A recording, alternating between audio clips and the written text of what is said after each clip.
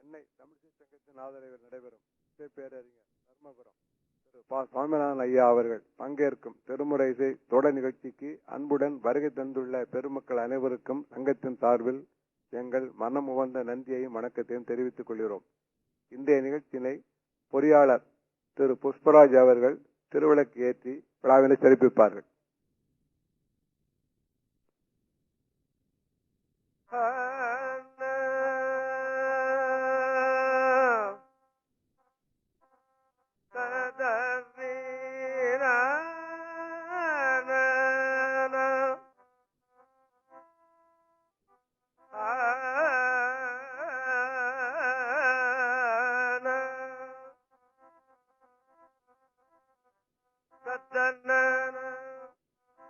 நம பார்வதி பதையே மகாதேவ புழியர்கோன் வெப்பொடித்த புகழியர்கோன் கடல் போற்றி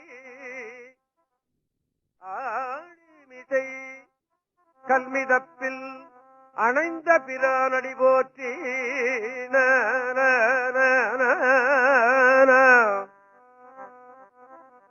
பாடி திருநாவலூர் வந்தொண்டர் பதம் போற்றி ஊழிமலி திருவாத ஊரர் திருத்தாள் போற்றி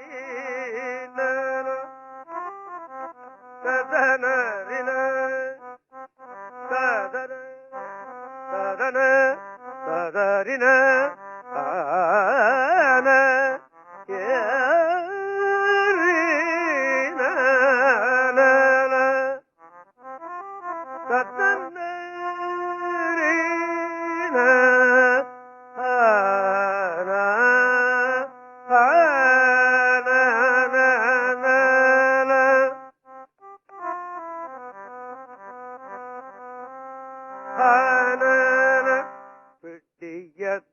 பிட்டியத்தனுருகுமை கொளமிகு கரியது பிட்டியத்த நூறுகுமை கொளமிகு கரியது பிட்டியத நூறுகுமை கொளமிகு கரியது பிடியத நூறுமை கொளமிகு கரியது வழி கொடு தன்னதடி வழிபடும் அவரிடர் கடிகள பதிவர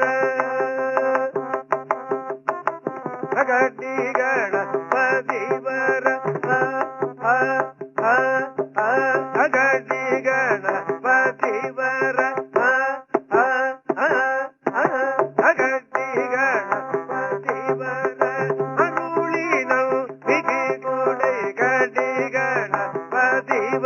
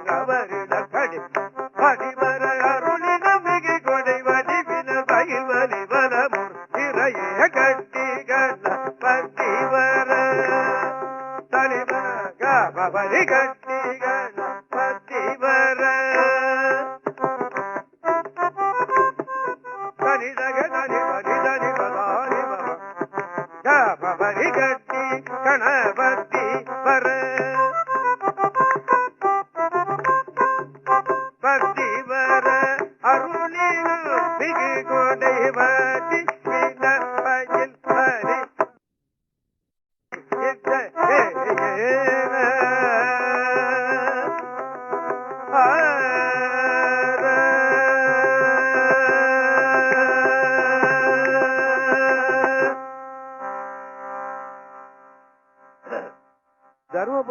சன்னிதானம் ஒருத்தர்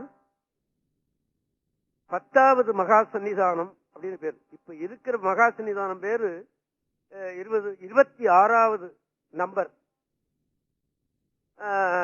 10வது மகா சன்னிதானம் ஒரு மிகப்பெரியவர். ஒன்றே ஒன்று நான் உங்களுக்கு சொல்றேன். அவர்கிட்ட உபதேசம் கேட்க போனா ஒரு சின்ன பெண்ணு, நம்ம மதத்துல என்ன சம்பிரதாயம்னு கேட்டீங்கன்னா 5வது வயசுலேயே உபதேசம் கேட்டுக்கணும்னு நம்ம மதத்தினுடைய கட்டுப்பாடு. எத்தனாவது வயசுல? 5வது வயசுல உபதேசம் கேட்டுக்கணும்னு அப்படி ஒரு நிகழ்ச்சி உண்டு. ஆனா இன்னைக்கு 50 வயசுல கூட உபதேசம் கேட்டுக்கிறது இல்ல. என்ன பண்றது? அந்த உபதேசம் கேட்டுக்கிட்டு பஞ்சாட்சரம் சொல்லக்கூடிய புண்ணியம் அவங்களுக்கு இல்லை அப்படின்னு தான் நான் நினைக்கிறேன். அந்த சன்னிதானத்துக்கிட்ட உபதேசம் கேட்கறதுக்கு போன கல்யாணம் ஆன பெண்ணு ஒருத்தி போன. உபதேசம் கேட்கும்போது என்ன பண்ணுவாங்க, பூஜை அந்த சன்னிதானம் பூஜை முடிஞ்சதுக்கு அப்புறமா கதவை சாத்திக்கிட்டு காதுல இந்த பஞ்சாட்சரத்தை உபதேசம் பண்ணுவாங்க. உடம்புல தண்ணியை தெளிச்சு, தலையில தண்ணியை தெளிச்சு, அவங்கள சுத்தப்படுத்தி, அந்த தண்ணியை தெளிக்கிறதுனால சுத்தப்படுத்தி அவங்க காதுல இந்த பஞ்சாட்சரத்தை சொல்லுவாங்க. இதுதான் தீட்சை அல்லது உபதேசம் அப்படின்னு சொல்றது. அப்படி இந்த என்ன பண்ணா 20 வயசுல ஒரு பெண் உபதேசம் கேட்க போனா, உபதேசம் கேட்டுக்கிட்டு வெளியில வரும்போது 80 வயசு கிழவியா வெளியே வந்துட்டான். அவ ஆம்படை அவன் வெளியில இருக்கிறவன், என் மனைவி உள்ள போனால அவளை காணுமே, யாரோ ஒரு கிழவி வந்திருக்கிறாளேன்னு சொன்னான்.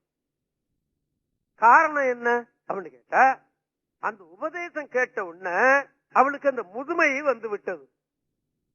ஐயோ என் மனைவி சின்ன பொண்ணாச்சே, கிழவியா போயிட்டாளேன்னு சொன்ன போது அந்த சன்னிதானம் மறுபடியும் ஒரு உபதேசம் பண்ணி அவளை சின்ன பொண்ணாக ஆக்கினார் என்பது வரலாறு. இன்னும் இந்த மாதிரி அவருடைய வரலாறு நீண்டு போகிறது. அதை நான் குறைச்சுக்கிறேன், சந்தர்ப்பம் வரும்போது சொல்றேன். அந்த சன்னிதானம் கிட்டத்தட்ட ஒரு 150 பாடல் திரு அருட்பா என்ற பெயர்ல பாடியிருக்கார். எப்போ? கிட்டத்தட்ட ஒரு 700 வருஷத்துக்கு முந்தையே திருவருட்பான்னு அவருக்கு பேர் வச்சார். ராமலிங்க அடிகளார் பேர் வச்சது பின்னாலதான் என்பதை நீங்கள் நினைவில் கொள்ளுங்கள். அவர் சொல்லுவார் ஒரு இடத்துல, ஒரு தட்சிணாமூர்த்தி தோத்திரத்துல சொல்றார், சம்பிரதாயம் அறிவனும் அப்படிம்பார். அப்படின்னா என்ன அர்த்தம்? சம்பிரதாயம்னு ஒண்ணு உண்டு, சட்டம்னு ஒண்ணு உண்டு, சம்பிரதாயம்னு ஒண்ணு உண்டு. சம்பிரதாயப்படி நாம தேவாரம் ஆரம்பிச்ச போது இந்த பிடியதனூரை பாடுறோம், அது கணபதி பாட்டு அல்ல. திருஞான சம்பந்தர் தேவாரம், திருநாவுக்கரசர் தேவாரம், சுந்தரர் தேவாரம், மாணிக்கவாசகர் தேவாரம், இதுல இந்த மாணிக்கவாசகர் பாடிய திருவாசகம், இதுல எல்லாம் முருகனை சிவனை தவிர வேற ஒருத்தருக்கு பாடல் கிடையாது. ஏக தெய்வ கொள்கை தான் உணர்த்தப்படுகிறது. நீங்க சொல்லலாம், அப்புறம் பின்ன ஐயா கோயில்ல வச்சிருக்கிறான் அப்படின்னு கேட்கலாம். கோயில்ல வச்சோம்னா வேற காரணத்துக்காக வச்சிருக்கிறான் இல்லையா? ஆமா, ஒருத்தனுக்கு ஒரு மனைவி, ஒருத்தனுக்கு ஒரு நூல் என்றெல்லாம் சொல்லப்படும். ஏதேனும் ஒரு நூலை பிடித்துக் கொள் என்று சொல்லுவார்கள், ஒரு குருநாதனை பிடித்துக் கொள் என்று சொல்லுவார்கள், ஒரு மனைவியை வைத்துக் கொள் என்றுதான் சொல்லுவார்கள். இப்ப இருதார மனைவியை நம்ம மனைவியே ஒத்துக்கல இல்லையா? வேற உலகம் ஒத்துக்குதா இல்லையாங்கிறது அப்புறம் பார்ப்போம். நம்ம மனைவி ஒத்துக்கிறாளான்னு பாருங்க, ஒத்துக்க மாட்டா இல்லையா? ஆமா, அது போல ஏதேனும் ஒரு நூலை பிடித்துக்கொள். இப்ப நான் பன்னிரு திருமுறையை பிடித்துக் கொண்டேன், அதுலயே என்னுடைய ஆயுள் சரியா போச்சு. அதையே நான் சரியா பார்க்கறதுக்கு எனக்கு அவகாசமும் அறிவும் இல்லாமல் போய்விட்டது இல்லையா? ஆமா, அது போல ஏதேனும் ஒரு நூலை எடுத்துக்கொள், அதுல சொல்றபடி நீ நட. என்னுடைய சந்தேகம் என்னன்னு கேட்டீங்கன்னா, திருக்குறள் என்று சொல்லுகிறவர்கள் எல்லாம் திருக்குறள் சொல்றபடி படிக்கிறவங்க எல்லாம் நடக்கிறது இல்லை என்பது என்னுடைய அபிப்பிராயம். எங்க ஊர்ல ஒரு வாசக சாலை உண்டு, அதுல என்ன எழுதியிருக்கிற, அந்த வாசக சாலையில் இருக்கிற தலைவர் திருக்குறளை படி, அதன்படி நட அப்படின்னு எழுதியிருக்கான். ரொம்ப பேர் நடக்கிறது இல்லை அப்படின்னு தான் என்னோட அபிப்பிராயம். சமீபத்தில் ஒரு கட்டுரையை நான் படித்தேன். இந்த பொள்ளாச்சி மகாலிங்க ஐயா எழுதியிருக்கிறார். அதுல அவர் அப்படித்தான் குறிப்பிட்டிருக்கார். திருக்குறளை படிப்பவர்கள்லாம் அதன்படி நடப்பதில்லை அப்படின்னு எழுதியிருக்காரு. இது ரொம்ப நாளா எனக்கு இந்த அபிப்பிராயம் உண்டு. அவரு எழுதியிருக்காரு அந்த மாதிரி. ஆக இந்த அதுல என்ன பண்ணினாங்க, இப்ப நான் பாடினது பிடியதன் உரிமைன்னு பாடினது திருஞான சம்பந்தருடைய தேவாரம். அதுல கணபதி என்ற சொல் வருகிறது. அதனால என்ன பண்ணிட்டாங்க, எங்க முன்னே இருந்த ஓதுவார்கள் இந்த கணபதி என்ற சொல்லு வர்றதுனால அதை முன்னாடி பாடிக்கொள்ளலாம் அப்படின்னு ஒரு சம்பிரதாயத்தை உண்டாக்குனாங்க. அவ்வளவுதான் இல்லையா? நான் நான் இங்க நினைப்பூட்டி இருக்கிறேன், இருந்தாலும் அதை ரெனியூவல் பண்ணிக்கிட்டேன் நான் இப்போ. ஆக அந்த சம்பிரதாயம் என்பது அதுபடி நான் இப்ப பாடுறேன். உங்களுக்கு நினைவு இருக்கலாம் நினைக்கிறேன். ஒரு மாதத்துக்கு முந்தி முதல் திருமுறையிலிருந்து பல பதிகங்களை நான் பாடிக்கொள்றேன் என்று நான் உங்களுக்கு பாடிக்கொண்டு நான் விட்டிருக்கிறேன் என்பதை நான் உங்களுக்கு நினைவுக்கு கொண்டு வருகிறேன். போன மாசம் சுந்தரர் குருபூசை வந்ததுனால சுந்தரருடைய தேவாரம் உங்களுக்கு நினைவூட்டினேன். நான் உங்களுக்கு தெரியாததை நான் சொல்லிவிட்டேன் என்று நான் சொல்லவே மாட்டேன். என்னை விட நீங்க தான் பெரிய அறிவாளிகள். ஆமா, நிச்சயமாக சுந்தரனுடைய தேவாரத்தை சிலதை உங்களுக்கு பாடி காட்டினேன். அந்த 1ஆம் திருமுறையில பல பதிகங்கள் பாடியிருக்கிறேன். கொஞ்சம் பாக்கி இருக்கிறது. 1ஆம் திருமுறையிலேயே இன்னும் பாக்கி இருக்கிறது. கிட்டத்தட்ட 136 பதிகம் இருக்கிறது. அதாவது 1360 பாட்டு இருக்கிறது ஒரு திருமுறையில. திருமுறை என்பது ஒரு பகுதி என்று வைத்துக் கொள்ளுங்கள். 3 பகுதி திருஞான சம்பந்தர். 136, 126, 114 என்னமோ. ஆக 4000 சில்லற பாடல் திருஞான சம்பந்தருடைய தேவாரம். அவர் 1,60,000 பாடல் பாடினார் என்று வரலாறு நமக்கு அத்தனையும் கிடைக்கல. ஏதோ கிடைச்சதையாவது நம்ம ஒழுங்கா பார்ப்போமா என்று பார்த்தால், வணக்கம்மா, கிடைச்சதையாவது நாம ஒழுங்கா பார்ப்போம் என்று பார்த்தால் இன்னைக்கு அதை சைவ மக்கள் போர்மான அளவுக்கு பார்க்கவில்லை என்பதுதான் என்னுடைய குறை. இருந்தாலும் அது அவ்வளவு கேசட் வடிவத்தில் வந்து விட்டது. உங்களுக்கு பாட முடியாவிட்டாலும் அந்த கேசட்டை சுத்தி விட்டு தேவாரத்தை வச்சு இதை கேட்டுக்கிட்டே வரலாம் அல்லவா? ஆமா, திருமுறை ஓதுதல் பெரிய புண்ணியம் என்றுதான் சொல்லப்படுகிறது. அதனால்தான் கோயில்ல பூசையின் முடிவிலே தேவாரம் ஓதுதல் என்று வைத்திருக்கிறார்கள். செட்டிநாட்டுல பாத்தீங்கன்னா, செட்டிநாட்டுல இருக்கவங்க அத்தனை பேரும் சிவபூசை பண்ணுகிறவர்கள். செட்டியார்கள் அத்தனை பேரும் அப்படி ஒரு ஓதுவார வச்சிருப்பாங்க. அவங்க வந்து ஓதிவிட்டு போவாங்க.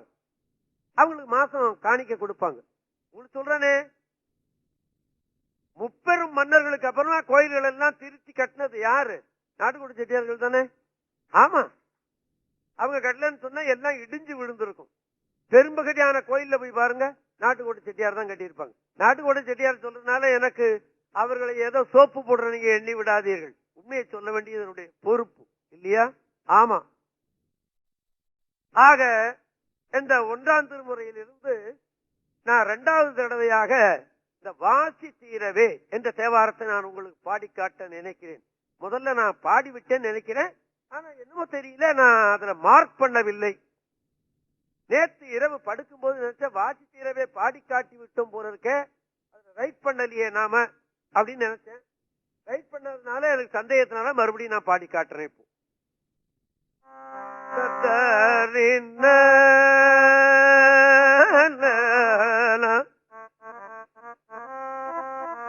வாசி தீரவே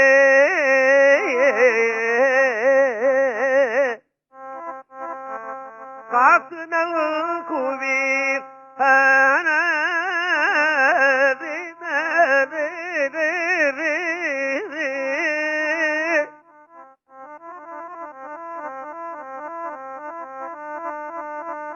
என்ன பொருள்? வாசினா வட்டம். அதாவது இப்ப ஒரு செல்லாத காசு இருக்குன்னு வச்சுக்கோ. இந்த செல்லாத காசை ஒருத்தன் கொடுத்தோம்னா அவன் வாங்க மாட்டேன்னு சொன்னான்னா 5 ரூபாய் நோட்டுன்னு வச்சுக்கோ. அப்பா ஒரு 1/2 ரூபாய் எடுத்துக்கடா அல்லது 1 ரூபாய் எடுத்துக்கடா, 4 ரூபாய் கொடுன்னு நாம கேட்கிறோம்னு வச்சுக்கோ. கொடுத்துருவான். அவன் எப்படியாவது நோட்டுக்குள்ள வச்சு தள்ளி விடுவான் இல்லையா? அதுக்கு பேர் தான் வட்டம் அல்லது வாசி என்று பேர். திருஞான சம்பந்தருக்கு காசு கொடுத்தான் சிவன். அது கொஞ்சம் பழமையான காசாக இருந்ததுன்னு முன்னே இருந்தவர்கள் பொருள் பண்ணிட்டாங்க. ஆமா, ஆனா இப்ப புது ஆராய்ச்சியில ஒருத்தர் எழுதியிருக்கிறார், புதுமையான பழமையான காசு அல்ல, அது புதுமையான காசு அப்படின்னு பொருள் பண்ணியிருக்கார். இப்போ நமக்கு கிட்டத்தட்ட ஒரு 20 ஆண்டுகளுக்கு முந்தி வரலையும், ஜவஹர்லால் நேரு இருந்த வரலையும் அப்படின்னு நினைக்கிறேன், அவர் காலத்தில் தான் இந்த தசாம்சம் வந்தது. அதுக்கு முந்தி ஒரு அணாவுக்கு 12 பைசா அப்படின்னு தான் இருந்தது. ஒரு ரூபாய்க்கு 16 அணா அப்படின்னு தான் இருந்தது இல்லையா? ஆமா. பின்னால இந்த தசாம்சம்னு கொண்டு வந்தார் அவர். 5 காசு 10 காசு நயா பைசா அப்படின்னு கொண்டு வந்த போது ஒரு அணாவுக்கு எத்தனை காசு அப்படின்னு ரொம்ப பேருக்கு புரியாமலே போயிடுது. கேட்டுக்கிட்டே இருப்பான், ஒரு அணாவுக்குன்னா எவ்வளவு காசு, 2 அணாவுக்குன்னா என்ன எவ்வளவு காசு அப்படின்னு அல்லவா? அந்த மாதிரி திருஞான சம்பந்தருக்கு கொடுத்தது புதுமையான காசு. புதுமையான காசு ஆனதுனால கடையில கொண்டு கொடுத்தா என்ன அந்த காசு புதுசா இருக்கு அப்படின்னு கேட்க ஆரம்பிச்சான். அதனால அவன் சாமான் கொடுக்கறது லேட்டா போச்சு அப்படின்னு தான் இப்ப புது ஆராய்ச்சியில வந்திருக்கு. பழமையான ஆராய்ச்சி என்னன்னு கேட்டீங்கன்னா, அவருக்கு பழமையான காசை கொடுத்து விட்டார், கொஞ்சம் வட்டம் கொடுக்கிற காசு அப்படின்னு.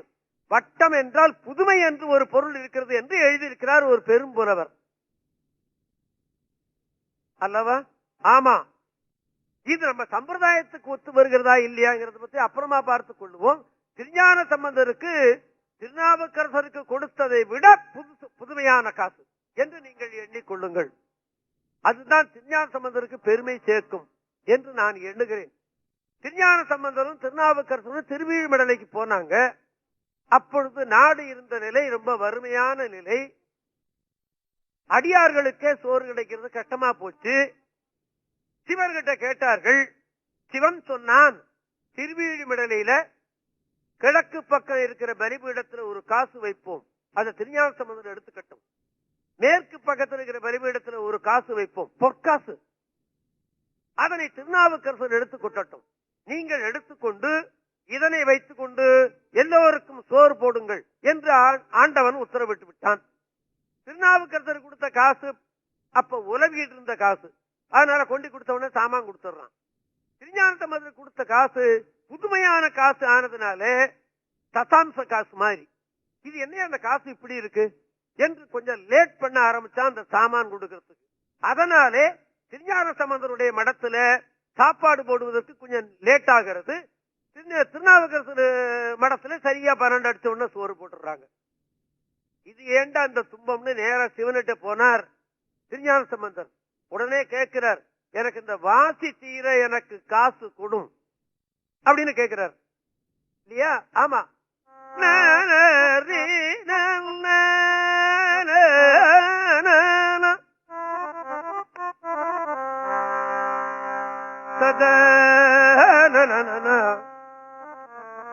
வாசி தீரமே காசு நல்குவீர் மாசில் மிழலையீர்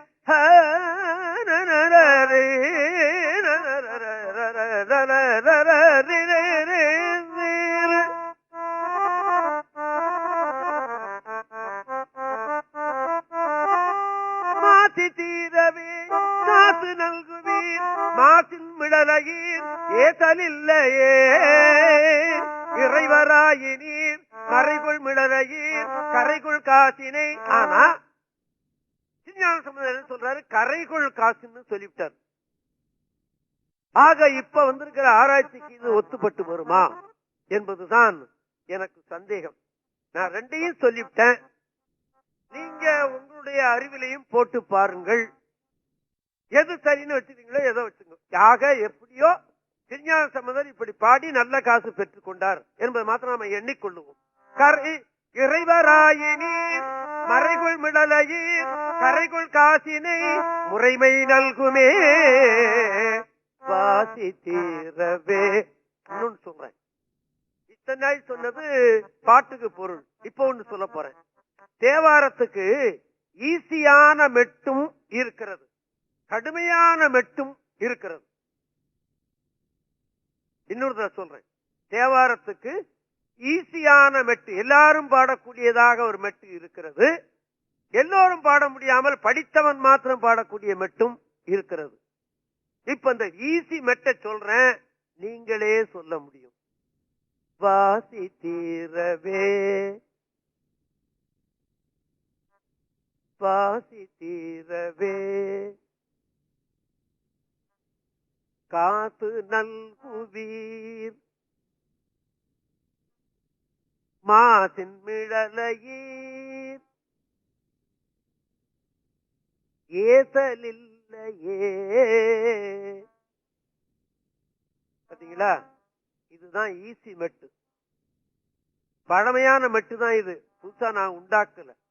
ஆமா, இப்ப அந்த கடுமையான மெட்டை நான் பாடி காட்டுறேன் பாருங்க. வாசி தீரவே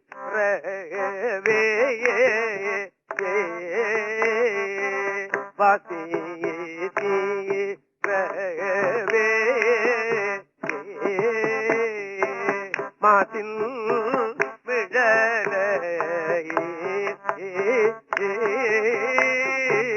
வாசி தீரவே. இது இந்த ஓதுவார்களால்தான் பாட முடியும். அப்படி இல்லைன்னா ஒரு ஓதுவார்கிட்ட 5 வருஷம் படிச்சாதான் சொல்ல முடியும் இல்லையா? ஆமா. வாசி தீரவே காத்து நல்குவீர் மாசின் மிடலையீர் ஏசலில்லையே இறைவராயினீர் மறைகொள் மிடலையீர் கரைகொள் காற்றினை உரைமை நல்குவே செய்யவே நீர் மெய்கொள் மிடலையீர் வைகொளரவி நீர் உய்ய நல்குமே காளிமாநகர் பாடி தம்பந்தம் விழி மிடலை மேல் தாழும் மொழிகளே தாழும் மொழிகளே தாழும் மொழிகளே.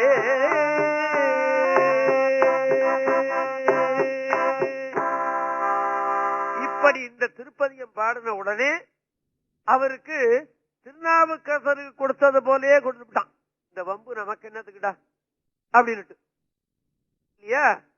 இது திருஞான சம்பந்தரும் திருநாவுக்கரசரும் செய்த பொது தொண்டு.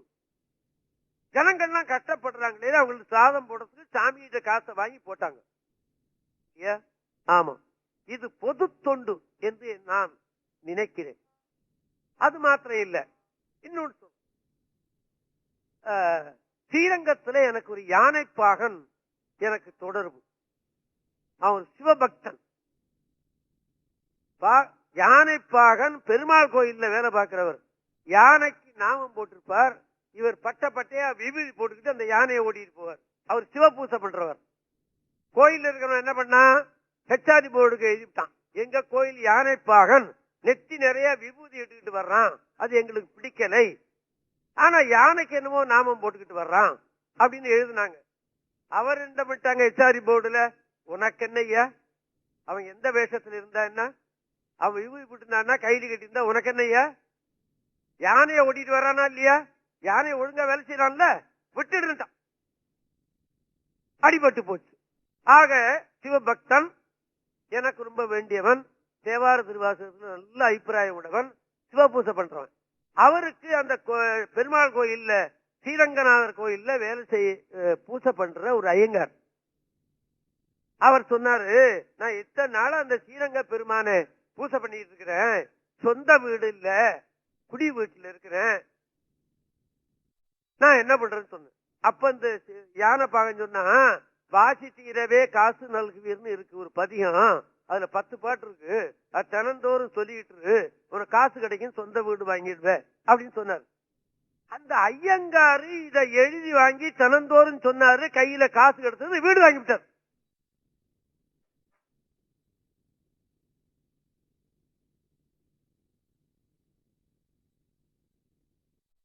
ஆச்சுங்களா? ஆமா. அங்க நான் இப்ப எனக்கு 80வது வயசு வந்த போது, 80 நடக்குது எனக்கு, 80வது வயசு வந்த போது அவர் ஒரு பெரிய விழா வச்சிருந்தார் அவர். அப்ப போன போது அவர் எனக்கு அறிமுகப்படுத்தினார். நான் சொன்னேன், யாரா இருந்தேன்னா அந்த தேவாரத்தை பாடின உடனே கடவுள் அவ்வளவுதான் இல்லையா. நான் ஆணவத்தோடு சொல்றேன்னு நீங்க எண்ணி விடாதீர்கள். திருஞான சம்பந்தருக்கு 1000 பொன் கொடுத்த பதியத்தை நான் தினந்தோறும் சொல்லுவேன். கோயில்ல வீட்லயும் சொல்லுவேன், சாமி கிட்டையும் சொல்லுவேன். இந்த 1951 இருந்து தான் நான் தேவாரம் முழுமையா படிச்சு முடிச்சு வெளியில பாட ஆரம்பிச்சேன். எனக்கு 80 வயசு. எனக்கு எத்தனையோ பணக்காரர்கள் எனக்கு சிநேகிதம். ஒரு 1000 ரூபாய் கடன் கொடுத்ததுன்னு என் வாயினால கேட்டதே கிடையாது. ஏன்? அந்த பதியத்தை பாடி இருக்கிறேன். திருஞான சம்பந்தருக்கு 1000 பொண்ணு கொடுத்தான்னு இருக்கு, எனக்கு கொடுக்க மாட்டானா என்ன? கொடுத்துக்கிட்டு இருக்கா, நான் இருக்கேன். ஆக நீ கோடீஸ்வரனா போயிட்டியோ? இல்ல, கிடையாது. என்னுடைய குடும்பத்தை காப்பாற்றுகிற அளவுக்கு அவன் கொடுத்துடுறான். அந்த தேவாரம் அதைத்தான் செய்கிறது நிச்சயமாக என்று சொல்லிவிட்டு, இந்த வாசிக்கிறவே பதிகம் முதல் திருமுறையிலே இருக்கிறது என்று நீங்கள் எண்ணிக்கொள்ளுங்கள். இப்ப முதல் திருமுறையில இருக்க எல்லா பதிகத்தையும் நான் உங்களுக்கு சொல்ல முடியாது. தமிழ்ச்ச சங்கம் எனக்கு கொடுத்த பிச்சை என்ன தெரியுமா? தேவாரத்தை அவங்களுக்கு நினைவூட்டி விடு அப்படின்னு 4 வருஷமா கொடுத்துக்கிட்டு இருக்காங்க. அதுவே அந்த பிச்சை எனக்கு கொடுத்ததே எனக்கு சந்தோஷம். நான் தேவாரத்தை இந்த ஜனங்கள் காதுல எப்படிரா போடுறதுன்னு நினைச்சுக்கிட்டு இருந்தேன். இந்த கேசட் உலகத்துல நிறைய வந்தது, பாடி வச்சேன். 2வது தமிழ்ச்ச சங்கம். ஆமா, நான் கேட்டேனே, இந்த பெரிய மனுஷன் எனக்கு மனம் வந்து கொடுத்தாரு. ராஜ பரம்பரை இல்லையா, அண்ணாமலை செட்டியார் பரம்பரை. இந்த மாதிரி ஒரு கட்டடம் உண்டா, இப்படி தேவாரத்துக்கு ஒரு இடம் உண்டா, எங்களுக்கு கதி இதுதான். நான் கூட சொல்லியிருக்கேன், வருஷத்துக்கு ஒரு தடவை நீங்க பண்ணாராய்ச்சி பண்ணா போராது, 6 மாசத்துக்கு ஒரு தடவை வைங்க, அப்பதான் எங்களுக்கு சந்தோஷம் அப்படி கூட நான் எல்பி கேரட்டை அடிக்கடி சொல்லியிருக்கிறேன். ஐயோ, ஒண்ணு வைக்கிறதுக்கே ரொம்ப கஷ்டமா இருக்குய்யா, எங்களால முடியல, இது ஒன்னையாவது நடத்துறமே அப்படின்னு சந்தோஷமா வந்துகிட்டு இருக்கேன் இல்லையா. ஆமா, ஆக அந்த 1ஆம் திருமுறையில் இருக்கிறது இந்த வாசி தீரவே என்பது நீங்கள் எண்ணிக்கொள்ளுங்கள். இந்த தேவாரத்தை நம்ம பாடிக்கொண்டிருந்தோம்னா நமக்கு வறுமை என்பது இருக்காது என்பதை நீங்க எண்ணிக்கொள்ளுங்கள். அடுத்தது ஒரு திருப்பதி உங்களுக்கு நான் நினைவூட்டுறேன். திருச்சிராப்பள்ளியில இருக்கிற சிவனுக்கு பேர் தாயும் ஆனவன் அப்படின்னு பேர்.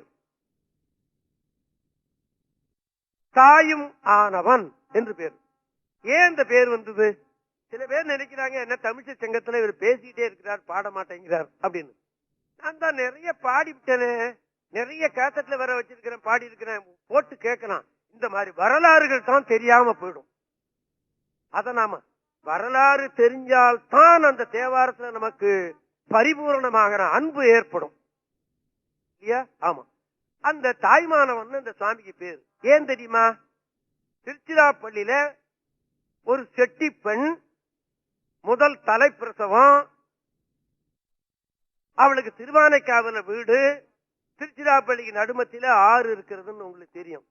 அப்பெல்லாம் காவேரியில தண்ணி நிறைய போகும், மேட்டு விடாம எதிர்பார்க்க வேண்டிய இல்லை, அது ஜீவ நதி. எனக்கே தெரியும், 6 மாசம் 7 மாசம் அந்த காவேரியில தண்ணி நிறைய ஓடிக்கொண்டே இருக்கும். காவிரினா நான் 2ஆக்குன ஆளுனா. ஆமா, காவிரி கரையில் இருந்தவன் தானே, தருமபுரம் காவிரி கரையில் தானே இருக்கிறது. ஆமா, இன்றைக்கு என்னடான்னா மணல் தான் கிடக்கு. மேட்டூர் டாம் எதிர்பார்க்க வேண்டியிருக்கு, மேட்டூர் டாம்காரன் அவன் மைசூர்காரனை எதிர்பார்த்துக்கிட்டு இருக்கிறான்.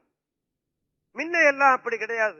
6 மாசம் 7 மாசம் 2 கரையும் கரை புரண்டு ஓடும் தண்ணீர், அது ஜீவ நதி.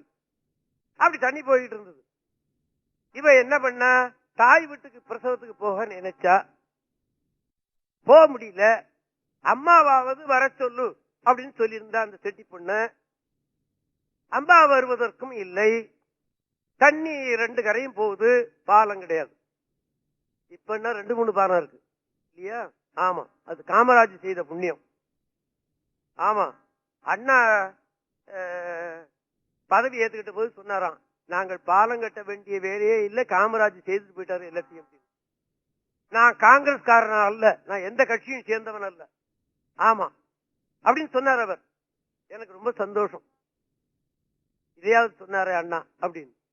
இப்ப பாலம் இருக்கிறது. என்ன பண்ண, பிரசவ டயம். ஐயோ சுவாமி நான் என்ன பண்ணுவேன் அப்படின்னு அழுகிறா இந்த குழந்தை. உடனே தாய் வந்துட்டா. பிரசவம் ஆயிட்டுது, எல்லாம் முடிஞ்சது. அம்மா அம்மா எனக்கு அடுத்தது வரைக்கும் நான் போயிட்டு வரேம்மா அப்படின்னு சொல்லிட்டு இந்த கிழவி போயிட்டா. செத்த நாளி கழிச்சு உண்மையான தாய் வந்தா. சரி அம்மா குழந்தை பிறந்துட்டா தண்ணி நிறைய போகுதுமா, என்னால வர முடியலடி அப்படின்னா. என்னம்மா இப்படி சொல்ற? எனக்கு பிரசவம் பார்த்தேன், கடத்தருக்கு போயிட்டு வரேன்னு சொன்னேன், என்ன இப்படி சொல்றேன்? நான் வரலடி, நான் இப்பதானே வர்றேன் அப்படின்னா.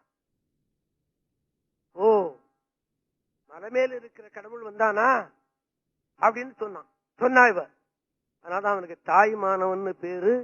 இப்பவும் திருச்சிராப்பள்ளியில அந்த பிரசவம் பார்த்த போது பழைய காலத்துல கொடுப்பாங்களே மருந்து, இப்ப கொடுக்கிற மருந்தெல்லாம் வேற. அந்த மருந்து இப்பவும் திருச்சிராப்பள்ளியில சாமிக்கு செய்து வைத்திருப்பார்கள். அதை நிவேத்தியம் பண்ணுகிறார்கள், அது வேண்டியவங்களுக்கு கொடுக்கிறார்கள். ஆமா நான் போனேன்னா நிச்சயமா அந்த மருந்து வாங்கி சாப்பிடுவேன். எனக்கு பிரசவம் இல்ல, அந்த மருந்து சாப்பிட்டா உடல்ல இந்த வயரெல்லாம் சரியா இருக்கும். நீங்க போனா கூட வாங்கி சாப்பிட்டு பாருங்க. அந்த மருந்து தான் கொடுத்தான் சிவன் என்று சொல்லுகிறார்கள். அது மாத்திரம் இல்ல, அந்த ஊருக்கு ஒரு தேவாரம், நன்றுடையானை தீயதில்லானை என்று தொடங்கும். இந்த தேவாரத்துல 11 பாட்டு இருக்கு. இதை பாடினால், அதை பாடிக்கொண்டே இருந்தால் இந்த பெண்கள் வயத்தை அறுக்க வேண்டாம், நிச்சயமாக சுகப்பிரசவம் ஆகும் என்று சொல்லுகிறார்கள். என்னுடைய நண்பர் ஒருத்தர் அவருடைய பெண்ணுக்கு அமெரிக்காவில் பிரசவத்துக்கு போனார். இந்த தேவாரத்தை வச்சுட்டு போயிட்டார். எனக்கு கடிதம் எழுதினார், நான் நன்றுடையானை தேவாரம் பாடணும்னு நினைச்சுக்கிட்டே வந்தேன், அவசரத்துல புத்தகத்தை வச்சுட்டு வந்துட்டேன், இங்க தேவாரமே கிடைக்கல, அது எழுதி அனுப்புங்கோ அப்படின்னு எழுதினார். நான் 11 பாட்டையும் எழுதி ஏர்மெயில் அவருக்கு அனுப்பிச்சேன். படிச்சுக்கிட்டே இருந்தார். அந்த பெண்ணு வகுத்து அறுக்கல, ஊசி போடல, சுகப்பிரசவம் ஆயிட்டுது, சௌக்கியமா இருக்கா. அந்த அற்புதமான தேவாரத்தை நான் உங்களுக்கு இப்பொழுது பாடி காட்ட போறேன்.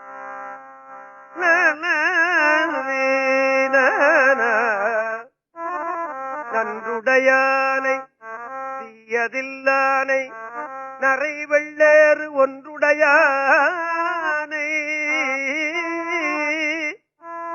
உமையொரு பாகம் உடையானை சென்றடையாத திருவுடையானை திராப்பள்ளி குன்றுடையானை கூற என் உள்ளம் குளிருமே, என் உள்ளம் குளிருமே. நன்றுடையானை தீயதில்லானை நன்றுடையானை தீயதில்லானை நரைவெள்ளேறு நரைவெள்ளேறு நன்றுடையானை தீயதில்லானை நரைவெள்ளேறு ஒன்றுடையானை வெள்ளேறொன்றுடையானை நரைவெள்ளருடையானை உமையுறு பாகம் உடையானை ஒன்றுடையானை உமையுறு பாகம் உடையானை சென்றடையாத திருவுடையானை சென்றடையாத திருவுடையானை திராப்பள்ளி திராப்பள்ளி திராப்பள்ளி சென்றடையாத திருவுடையானை திராப்பள்ளி குன்றுடையானை குன்றுடையானை திராப்பள்ளி குன்றுடையானை திராப்பள்ளி குன்றுடையானை கூரையன் உள்ளம் குளிருமே குன்றுடையானை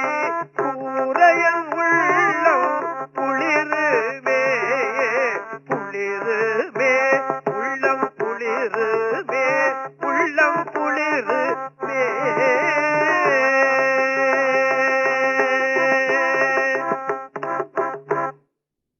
இப்படி அற்புதமான திருப்பதிகம் இருக்கிறது. உங்க வீட்டுல யாராவது பிரசவத்துக்கு இருந்தாங்கன்னா அந்த 11 பாட்டையும் தினந்தோறும் படித்துக் கொடுங்கள். இந்த பெண் வயத்தை அறுக்க வேண்டாம், கத்தி வச்சாலே போச்சு உடம்பு இல்லையா? ஆமா, என்னுடைய நண்பர் ஒருத்தர் சைதாப்பேட்டையில் அவர் வந்திருக்காரோ என்னமோ, திருநாவுக்கரசு முதலியார்னு பேரு.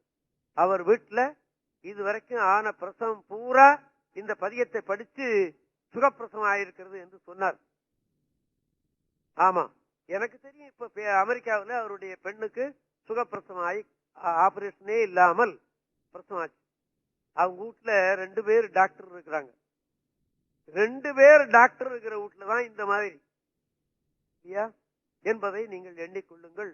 இந்த அற்புதமான திருப்பதியும் அந்த செட்டி பொண்ணுக்கு மாத்திரம் வைத்தியம் பார்க்கல, நம்ம வீட்டு பெண்களுக்கும் வைத்தியம் பார்ப்பான் நிச்சயமாக என்று எண்ணிக்கொள்ளுங்கள். இந்த திருப்பதியும் அந்த முதல் திருமுறையில வருகிறது என்பதை நான் உங்களுக்கு நினைவூட்டேன். அடுத்தபடி திருநீலகண்ட திருப்பதிகம் என்று ஒன்று இருக்கிறது. ஆண்டவனுக்கு திருநீல கண்டம், கண்டம் கருப்பாக இருக்கும். ஏன்? எப்பவோ ஒரு காலத்துல தேவர்களும் அசுரர்களுமா சேர்ந்து திருப்பார்கடலை கடைந்தார்கள். ஏன் கடைந்தார்கள் அப்படின்னு கேட்டா, கடைஞ்சா அதுல இருந்து அமுதம் வரும். அந்த அமுதத்தை சாப்பிட்டால் எண்ணில்லாத ஆண்டு முப்பும் இல்லாமல் நரையும் இல்லாமல் திரையும் இல்லாமல் வாழலாம் என்பது கருத்து. அதற்காக அவர்கள் கடைந்தார்கள். அதுல அமுதம் வந்தது, எல்லாரும் எடுத்துக்கிட்டான். திருமகள் வந்தாள், அவளை ஒருத்தர் எடுத்துக்கிட்டான். வந்தவெல்லாம் மணி ஒண்ணு வந்தது, தேவேந்திரன் எடுத்துக்கிட்டான். விஷம் வந்தது, ஐயோ சாமின்னு எல்லாரும் ஓட ஆரம்பிச்சான். ஆமா, பயந்து ஓடினான். சிவனிட்ட போய் முறையிட்டாங்க இல்லையா? அவன் அந்த விஷத்தை சாப்பிட்டான், கண்டத்தையே நிறுத்தி கொண்டு விட்டான். அதனாலதான் அவனுக்கு நீலகண்டம்னு பேரு. நீலகண்டம் இந்த இந்த தயவான செய்தியை நினைத்துத்தான் ஒரு நாயன்மார் திருநீலகண்டம் திருநீலகண்டம் திருநீலகண்டம் என்றே சொல்லிக் கொண்டிருந்தார். அவர் திருநீலகண்டத்து குயவனார் என்று பேர். திருத்தொண்ட தொகையில சுந்தரமூர்த்தி சுவாமிகள் திருநீலகண்டத்து குயவனார்க்கடியேன் என்று சொன்னார். நீலகண்டம் நீலகண்டம் என்று சொல்லியே ஆண்டவன் திருவடியை சேர்ந்து விட்டார் அவர். ஆக இந்த திருவாசகம் என்ன சொல்லுகிறது அப்படின்னு கேட்டீங்கன்னா, திருவாசகத்துல மாணிக்கவாசகர் சொல்றார், அன்னைக்கு அந்த ஆலகால விஷத்தை சிவன் சாப்பிடாமல் இருப்பானே ஆனால் பிரம்மன் அழிந்திருப்பான், திருமால் அழிந்திருப்பான், உலகமே அழிந்திருக்குமே அப்படின்னு மாணிக்கவாசகர் சொல்றார். அந்த திருவாசகத்தை நான் நினைப்பூற்றேன் உங்களுக்கு. கோலாலமாகி குறை கடல்வாய் அன்று எழுந்த ஆறாலம் உண்டான் அவன் சதுர்தான் என்னேடி.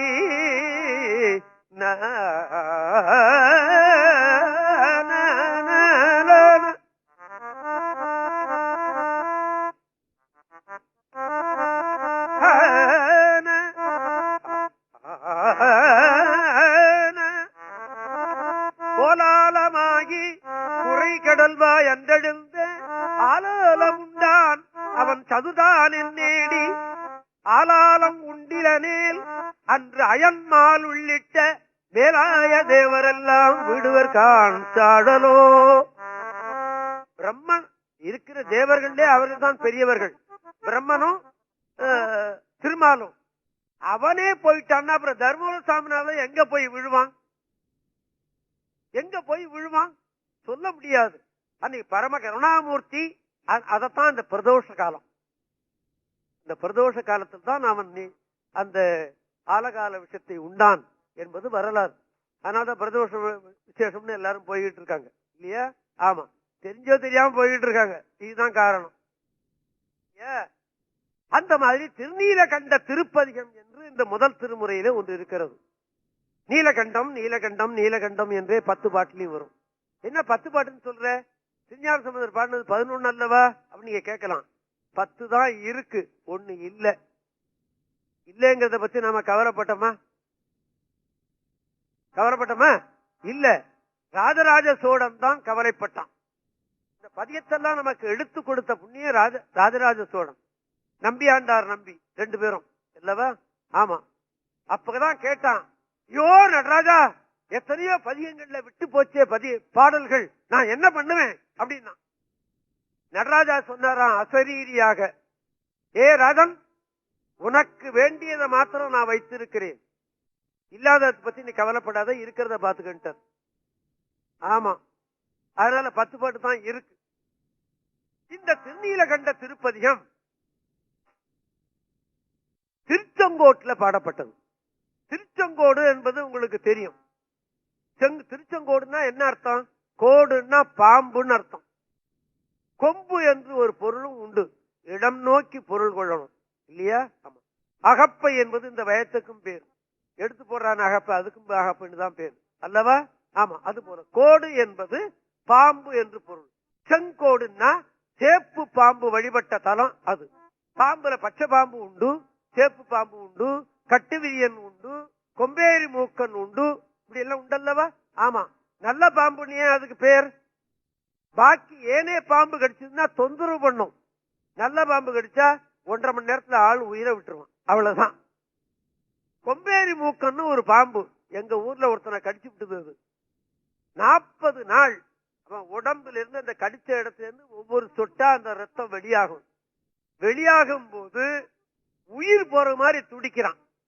40ஆவது நாள் செக்கிறான், செத்துப்படான். இந்த நல்ல பாம்பு கடித்த அந்த தொந்தரவு கிடையாது. 1.5 மணி நேரம் ஆல் அவுட் ஆயிடும். ஒரு தொந்தரவு இருக்க, நல்லா பேசிக்கிட்டே இருப்பான், உயிர் போயிடும். அந்த சேப்பு பாம்பு வழிபட்ட தலம். அது சேப்பு பாம்பு ஒரு முனிவர் என்று சொல்லப்படுகிறது. திருக்கழுக்குன்றத்துல கழுகு முனிவர் என்று சொல்லுகிறார்கள் அல்லவா? இப்ப அந்த முனிவர்கள் வர்றதில்லை திருக்கழுக்குன்றத்துல இல்லையா? ஆமா. நாம செய்த புண்ணியம் அவ்வளவுதான். இந்த முனிவர்கள் வந்து சாப்பிட்டு கொண்டிருந்தார்கள். அப்ப சாதம் கொடுக்கும் போது திருக்கழுக்குன்றத்துல என்ன சொல்லுவாங்க தெரியுமா? பாவிகள் எல்லாம் எட்டி போயிடுங்கோ அப்படின்னு சொல்லுவார். அப்புறம் தான் அந்த பட்சி வந்து சாப்பிடும். 2 பட்சி இருந்தது, நான் பார்த்திருக்கேன். அப்புறம் 1 பட்சி இருந்தது, இப்ப அதுவும் வருவதில்லை. நாம கொடுத்த புண்ணியம் அவ்வளவுதான் இல்லையா? ஆமா. அது போல அந்த பாம்பு வழிபட்ட தலம். அதனால்தான் திருச்செங்கோடு என்று பேர். அந்த ஊருக்கு போனார் திருஞான சம்பந்தர். அவர் போன வேளையில பனிக்காலம், பனிக்காலம் நன்று அப்படின்னு ஒருத்தர் எழுதி வச்சான். பனினால ரொம்ப கஷ்டம் வரும், சளி பிடிச்சுக்கும், தலை வலிக்கும், ஜுரம் வரும். எல்லாரும் ஒரு சொட்டர் ஒன்று போட்டுக்குவான். இப்ப போட்டிருக்கீங்களா? இல்ல, வாரி மேல வந்தா போட்டுக்கிறோம் இல்லையா? ஆமா, பனிக்காலம். அவன் பனிக்காலம் நன்றுன்னு சொன்னான். என்ன அர்த்தம்? பிரிச்சா என்ன வரும்? பனிக்கு ஆலம் நன்று அப்படின்னு பிரிச்சான்.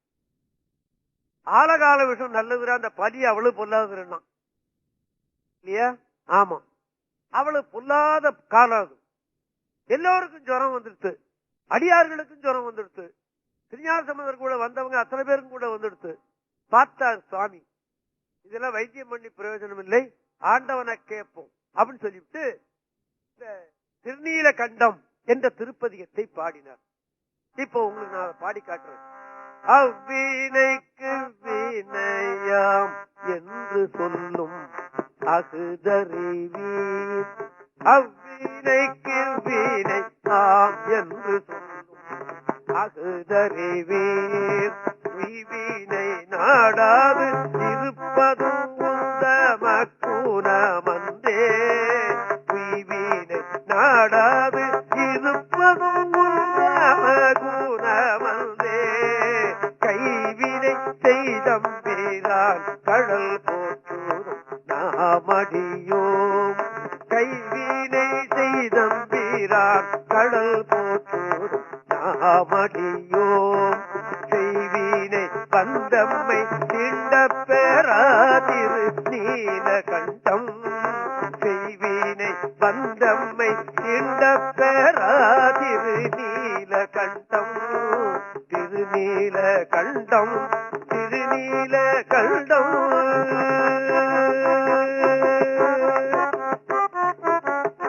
என்ன அர்த்தம்?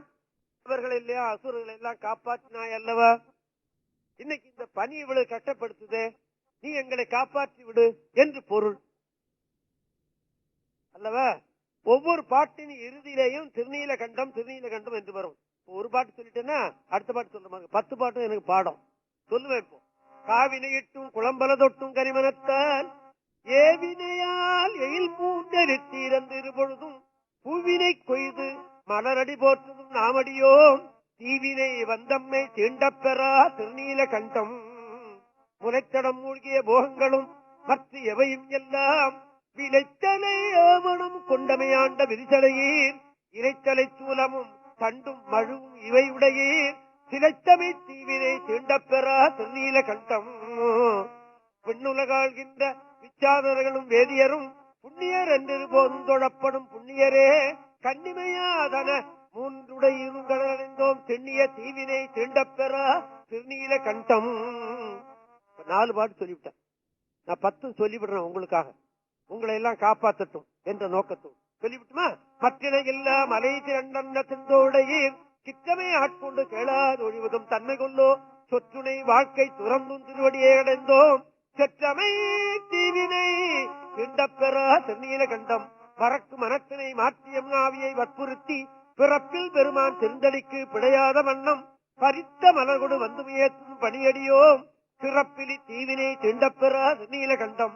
கருவை கடித்திட்டு வாழ்க்கை கடிந்துங்களடிக்கே உருகி மலர்கொடு வந்துமையேற்றது ராமடியோம் தெருவில் அரக்கனை சீர்நடத்தல் செய்தவரே திருவிழி தீவினை திண்டப்பெறா திருநீல கண்டம். நாட்ட மலமிசை நான் முகநாரணவால் செய்து தோற்றம் உடைய அடியும் முடியும் தொடவரியே தோற்றினும் தோற்று தொழுது வணங்கும் நாமடியோம் சீற்றமதாம் வினை திண்டப்பெறா திருநீல கண்டம். பாக்கியப்பட்டும் சமண உருவாகி உடை ஒழிந்தும் பாக்கியமின்றி இருதலை போகும் பற்றும் விட்டார் பூக்கமழ் கொன்றை புரி சடையீரடி போற்றிருந்தோம் தீக்குழி தீவினை திண்டப்பெறா திருநீல கண்டம். பிறந்த பிறவியை பேணியும் செல்வன் அடைவான் இறந்த பிறவி உண்டாகில் இமையவர் கோனடிக்கன் திறம்பையில் ஞான சம்பந்தன செந்தமிழ் 10 வல்லார் நிறைந்த உலகில் வானவர் கோனும் கூடுவரே. 10 சொல்லிட்டேன். யாருக்காக? உங்களுக்காக. நான் தினந்தோறும் சொல்லிக்கிட்டு இருக்கேன். உங்களுக்காக இப்ப சொன்னேன். இப்படி பாடின உடனே அந்த ஊர் பக்கம் இருந்த பனி நோயினால இருந்த விஷஜரங்கள் எல்லாம் போய்விட்டது என்று பெரிய புராணத்தில் எழுதி வைத்திருக்கிறார் தெய்வ சேக்கிழார் பெருமான். ஆமா, தெய்வ சேக்கிழார் பெருமான் எழுதி வைக்கவில்லையே நமக்கு தெரியாது. மூவருக்கு எழுதினார். அவர் திருஞான சம்பந்தருக்கு எழுதினார், திருநாவுக்கரசருக்கு எழுதினார், சுந்தரருக்கு எழுதினார், மாணிக்கவாசகருக்கு எழுதவில்லை. அதனாலேயே மாணிக்கவாசகர் திருவாசகம் எப்ப பாடப்பெற்றதுன்னு நமக்கு தெரியாமலே போயிடுச்சு. சுட்டி காட்டுற ஆசான் இருந்தா தானே நமக்கு தெரியும். ஆசான் சுட்டி காட்டலன்னா நமக்கு தெரியவே முடியாது. அப்படி செய்த சேக்கிழார் பெருமான் காட்டவில்லை, நமக்கு தெரியவில்லை என்பதை நீங்கள் எண்ணிக்கொள்ளுங்கள். அதான் சேக்கிழார் கொடுத்த பிச்சை தான் அது.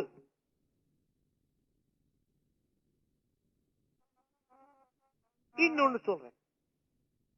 இப்போ திருஞான சம்பந்தர் காலத்துல திருஞான சம்பந்தர் பாடினார், அந்த விஷ நோய் அந்த ஊர் பக்கமே இல்லாமல் போய்விட்டது என்று சொல்லப்படுகிறது. அந்த தேவாரத்துக்கு அதோட அதுக்கு மரியாதை போச்சா? இந்த தெய்வீகம் போச்சா? கிடையாது. இன்றைக்கும் இருக்கிறது அதற்கு மரியாதை, இன்றைக்கும் இருக்கிறது தெய்வீகம். ஒரு வரலாறு நான் தினந்தோறும் தேவாரத்தை பூசை பண்ண தவறுவதே இல்லை, தவறவே மாட்டேன். ஆமா, நான் காசுக்கும் பாடுவேன், கடவுளுக்கும் பாடுவேன். ஆமா, நிச்சயமா. நான் வீட்டுல உட்கார்ந்துருக்க போதெல்லாம் தேவாரம் சொல்லிக்கிட்டே உட்கார்ந்துருப்பேன். தோட்டத்துல செடிக்கு தண்ணி ஊத்துற போதும் தேவாரத்தை சொல்லிக்கிட்டே போவேன். பஸ்ல உட்கார்ந்துருக்கும் போதும் சொல்லிக்கிட்டே இருப்பேன். ஏன்? கிடைத்தற்கரிய சொத்து அது. இந்த தேவாரம் பாடுவதற்கு 11 வருஷம் படிச்சேனா. ஆமா, 6 வருஷம் தேவாரம் படிச்ச தருமபுரத்துல பிச்சை அது. அதனாலதான் எனக்கு ஊர் தர்மபுரம் இல்ல, எனக்கு ஊரே வேற. இந்த பிச்சையை கொடுத்தாங்களே தான் அங்க அவங்க ஊர் பேரை வச்சுக்கிட்டேன். ஆமா, எதற்கு சொல்றேன், அவங்கள்ட்ட இருந்து 6 வருஷம் தேவாரம் படிச்சுட்டு வந்தேன். எங்க வாத்தியார் எழுத்தா பொருள் சொல்லி கொடுப்பார். அப்படி ஒரு புண்ணியவான், வேலாயுத ஓதுவார். இந்த மேடையில எத்தனையோ தடவை தேவாரத்தை அவர் பாடி காட்டியிருக்கிறார், பேசி காட்டியிருக்கிறார். அவர் ஆயுள்ள 200 ஓதுவாரை தயார் பண்ணினார். எவனாலும் முடியாது. ஆமா, எவனாலும் செய்ய முடியாது. சந்தனக்கட்ட மாதிரி தன்னை தேய்த்து கொண்டு 200 ஓதுவார்களை தயார் பண்ணினார் அவர். ஓதுவார் உலகத்திலேயே அப்படி ஒருத்தன் கிடையாது. ஆமா. அப்புறம் ஒரு 5 வருஷம் இந்த அண்ணாமலை செட்டியார் ஒரு பெரிய தர்மம் வச்சிருக்கிறாரு, இசைக்கல்லூரி சிதம்பரத்துல, அதுல சேர்ந்து படிச்சேன். ஏன்? இசை சரியாக இருந்தா தான் பாட முடியும், இசையில குற்றம் இருக்கக்கூடாது அப்படிங்கிற கருத்தோடு அங்க போய் படிச்சேன்.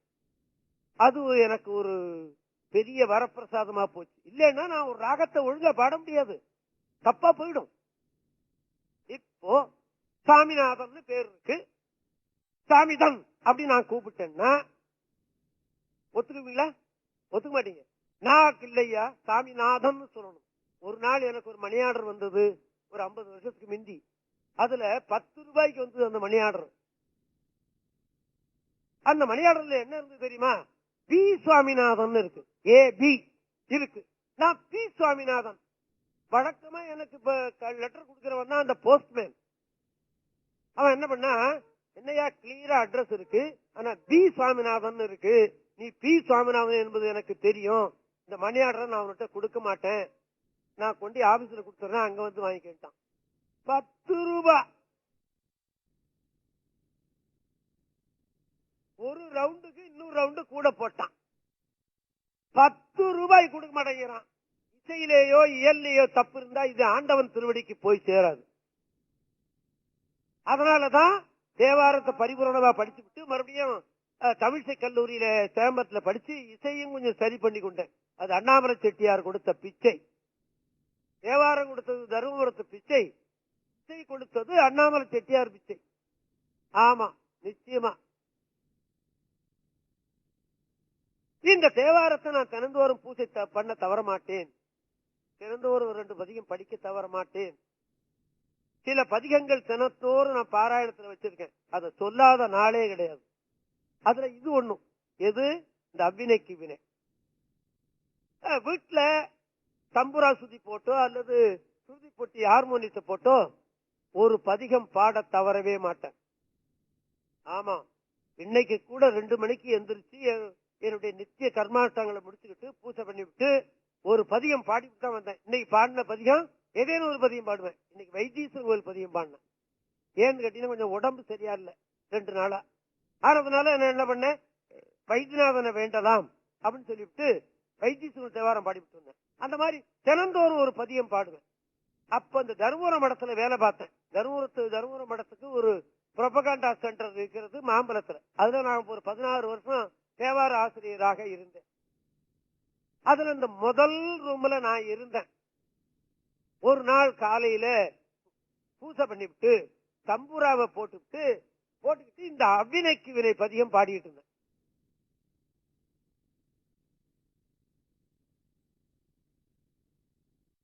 பாடி 10 பாட்டு சொன்ன இல்லையா, அது மாதிரி பாடிவிட்டு தம்பூராவை சிவா அப்படின்னு கீழே வச்சேன்.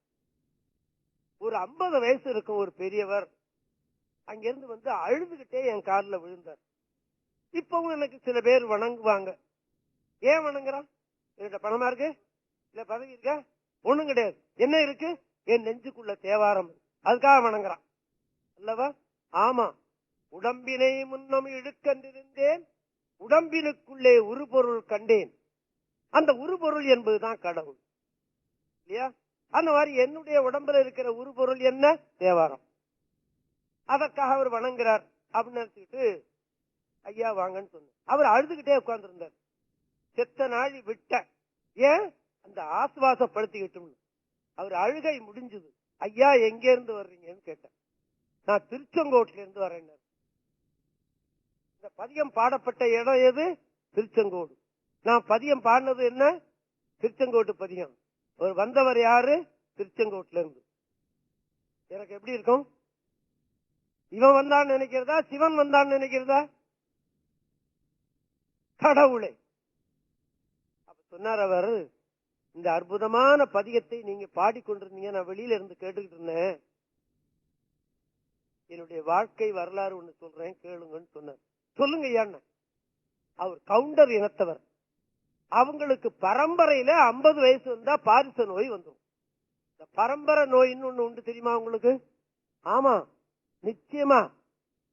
ஒரு வீட்டுல 5 பையன் இருந்தான்னா இந்த பரம்பரை நோய் யாருக்காவது ஒருத்தனுக்கு நிச்சயமா வந்துடும். தகப்பன் எந்த மாதிரி எண்ணத்துல இருந்தானோ அந்த எண்ணத்துல இவன் இருப்பான். என்னுடைய வாழ்க்கையை சொல்ற. என்னுடைய தகப்பனார் வெத்தலை பாக்கு புயல போடுவார். எங்க அண்ணன் போட்டான் வெத்தலை பாக்கு, 2வது அண்ணனும் போட்டான், நானும் போட்டேன், என் தம்பியும் போட்டான், இன்னொரு தம்பி இருக்கான் அவனும் போடுறான்.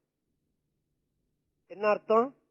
என்னுடைய தகப்பனாருடைய எண்ணம், தகப்பனாருடைய செய்கை அப்படி வந்து விட்டது. ஆமா, நிச்சயமா வரும். அதே மாதிரி நோயும் வரும்.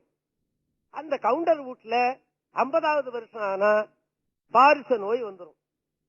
அவங்க அண்ணனுக்கும் வந்துடுது. பாரிச நோய் வந்தா என்ன பண்ணுவான்? ஒரு கை விழுந்துன்னு வச்சுங்க, இந்த வலது கை விழுந்துருச்சுன்னா இதுக்கு நாட்டு வலது கைன்னு இதுக்கு பேரு, நாட்டுல இதுக்கு பேரு சோத்து கைன்னு பேரு இல்லையா, சாப்பிடுறதுனால. இந்த கைக்கு இடது கைன்னு பேரு, இதுக்கு வேற ஒரு பேர் உண்டு, உங்களுக்கு தெரியும் அல்லவா? ஆக இந்த வலது கை விழுந்துடுச்சுன்னா சோறு திங்க முடியாது. இந்த கைக்கு வேற ஒரு பேர் சொன்னல, இதாலதான் திங்க முடியும். இதாலதான் அந்த வேலையும் செய்யணும், இதாலதான் இந்த வேலையும் செய்யணும். எவ்வளவு பெரிய தவறு பார்த்தீங்களா? எவ்வளவு பெரிய பாவம் பார்த்தீங்களா? ஐயோ கடவுளே, எனக்கு இந்த நோய் வந்துருமோ அப்படின்னு சொல்லிட்டு அவன் என்ன பண்ணா, திருச்செங்கோட்டுல போய் திறந்தோறும், அங்க அர்த்தநாரீஸ்வரர் தான் மூல தெய்வம், உங்களுக்கு தெரியும் நினைக்கிறேன். திருச்செங்கோட்டுல மலை மேல சிவலிங்கம் கிடையாது, அர்த்தநாரீஸ்வரர் வடிவம் தான் இருக்கும். ஆமா, நான் வணங்குறது கூட அர்த்தநாரீஸ்வரர் வடிவத்தை தான் தினந்தோறும் வணங்குறேன். அதுதான் உயர்ந்தது என்று சொல்லுகிறார்கள். நான் அந்த தெய்வத்தை தான் வணங்கிட்டு இருக்கேன். சொல்ல போனா திருஞான சம்பந்தர் கூட அதுதான் அப்படின்னு என்னுடைய அபிப்பிராயம். சரி, விட்டு போறேன். தினந்தோறும் போய் சாமி கிட்ட கேட்டுக்கிட்டு இருக்கிறாரு, சாமி எனக்கு இந்த நோய் வரக்கூடாது, என்னை காப்பாற்றி விட்டு விடு அப்படின்னு கேட்டுக்கிட்டு இருந்திருக்கிறான். ஒரு நாள் மலையில போய் கும்பிட்டு விட்டு கீழே இறங்கி வந்தான். இந்த கீழே இறங்கி வந்த போது இந்த பிச்சைக்காரன் உட்கார்ந்துருக்கான்ல, அதுல ஒரு சாமியார், இங்க வாயா கவுண்டர, இங்க வா, உனக்கு இந்த நோய் வராது அப்படின்னு சொன்னான். இவருக்கு எப்படி இருக்கும்? எப்படி இருக்கும்? தூக்கி வாரி போட்டு, சாமி அப்படின்னாரு, உனக்கு இந்த நோய் வராது, ஆனா நீ ஒண்ணு செய்யணும். என்ன தெரியுமா? உன் வீட்டுல தேவாரம் இருக்கா அப்படின்னு கேட்டாரோ இந்த சாமியார் இந்த கவுண்டரை. இல்லன்ட்டான். கிறிஸ்டியன் வீட்டுல பைபிள் இருக்கும், முஸ்லீம் வீட்டுல குரான் இருக்கும், ஐயங்கார் வீட்டுல பிரபந்தம் இருக்கும், சைவம் வீட்டுல தேவாரம் இருக்காது. ஆமா, நிச்சயம். நான் என்னுடைய ஆயுள்ள ஆராய்ச்சி பண்ணி தான் சொல்றேன். இப்ப கொஞ்சம் கொஞ்சம் தான் வீழ்ச்சிட்டு இருக்காங்க. யாரியா நல்லா வீழ்ச்சிட்டு இருக்காங்களா? ஐயோ, உன்னையா சொன்னேன், உன் வீட்டுல தேவாரம் இருக்குன்னு தெரியுமையா?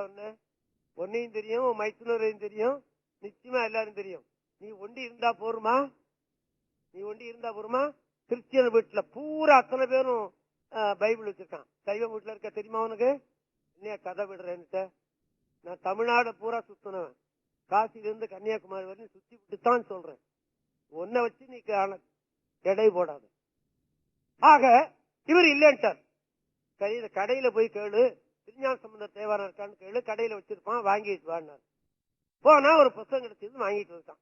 அந்த புத்தகத்தை எடு, அதுல அபிநய்க்கு வினன்னு ஒரு தேவாரம் இருக்கும், அதை எடுனா. எடுத்து காட்டினான். இந்த தேவாரத்தை எடுத்துக்கிட்டு போய் தினந்தோறும் அந்த அர்த்தநாரீஸ்வரர் சந்நிதியில நின்றுகிட்டு உட்கார்ந்துகிட்டு சொல்லாத, ஆண்டவர்கிட்ட பிச்சை கேட்க போறான். நம்ம வீட்டுல ஒரு பிச்சைக்காரன் வந்து நம்ம வீட்டு திண்ணையில உட்காந்துக்கிட்டு அம்மான்னு கூப்பிட்டான்னா ஒத்துக்குவோமா? ஒத்துக்க மாட்டான். நான் கூட கோயிலுக்கு போனோம்னா உட்கார்ந்து தேவாரம் பாடவே மாட்டேன். ஏன்? சாமி கிட்ட பிச்சை கேட்க போறேன், நான் நின்றுகிட்டு தான் கேட்கணும். ஆமா, நிச்சயமா 10 பதியம் பாடினாலும் 15 பதியம் பாடினாலும் நின்றுகிட்டு தான் பாடுவேன். உட்கார்ந்துட்டு பாடுற வழக்கமே கிடையாது. ஆமா, ஆக நின்று கொண்டு இந்த பதியத்தை 40 தடவை படி அப்படின்னு அந்த சாமியார் சொன்னான். அப்படி படிச்சுன்னா அவனுக்கு இந்த நோய் வராது அப்படின்னு சொன்னான். இவன் அதை கேட்ட போது இவனுக்கு வயசு 40 35. நான் தினந்தோறும் சாமிகிட்ட போய் சொல்லிட்டு இருக்கிறேன், எனக்கு 50க்கு மேல வயசாயிட்டு, எனக்கு அந்த நோய் வரல, எனக்கு நான் எந்த பதியத்தை என்னுடைய ஜீவனாக நினைத்து உயிராக நினைத்து நான் பாடிக்கொண்டிருக்கிறேனோ அந்த பதியத்தை நீங்க பாடிட்டு இருந்தீங்க இங்க அப்படின்னு அந்த கவுண்டர் சொன்னான். இது என்னுடைய வாழ்க்கையில கிடைத்த ஒரு உண்மை. அதை நான் உங்களுக்கு சொல்லணுங்கிறதுக்காக சொல்றேன். அதனால இந்த திருப்பதிகத்தை நீங்க தினந்தோறும் சொல்லிக் கொண்டிருந்தீர்களே ஆனால் எந்த விதமான நோய் உங்களை பற்றாது. அப்படியே பற்றினாலும் அது கட்டுப்படும். நான் கூட நோயாளி தான். ஆனா ஏதேனும் நாங்க சொன்ன செத்தமதி சொன்னல 2 நாளா உடம்பு சரியில்லை, வைத்திய தேவாரம் பாடினா சரியா போயிடுது. மருந்து சாப்பிட்டாலும் சரியா போகாத நோயை கொடுக்காம ஏதேனும் கொஞ்சம் சாய்ஸ் கொடுத்து வைக்கலாம் இல்லையா? ஆமா, நிச்சயமாக. அதனால அந்த அற்புதமான திருப்பதிகத்தை நான் தினந்தோறும் பாடுவேன். ஒரு நாளைக்கு 3 தடவையாவது பாடுவேன். சில வேளையில தவறி போகும் இல்லையா, ஏதோ கடமைகள் இருக்கு, அதனால விட்டுருவேன். ஆனா ஒரு தடவைக்காவது நிச்சயமா சொல்லி விடுவேன். இந்த அற்புதமான திருப்பதிகத்தை பூரா உங்களுக்காக சொன்னேன் என்று நீங்கள் எண்ணிக்கொள்ளுங்கள். அந்த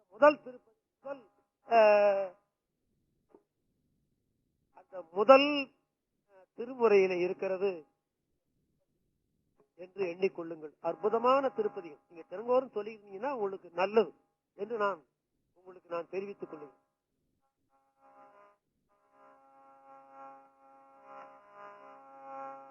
அடுத்தது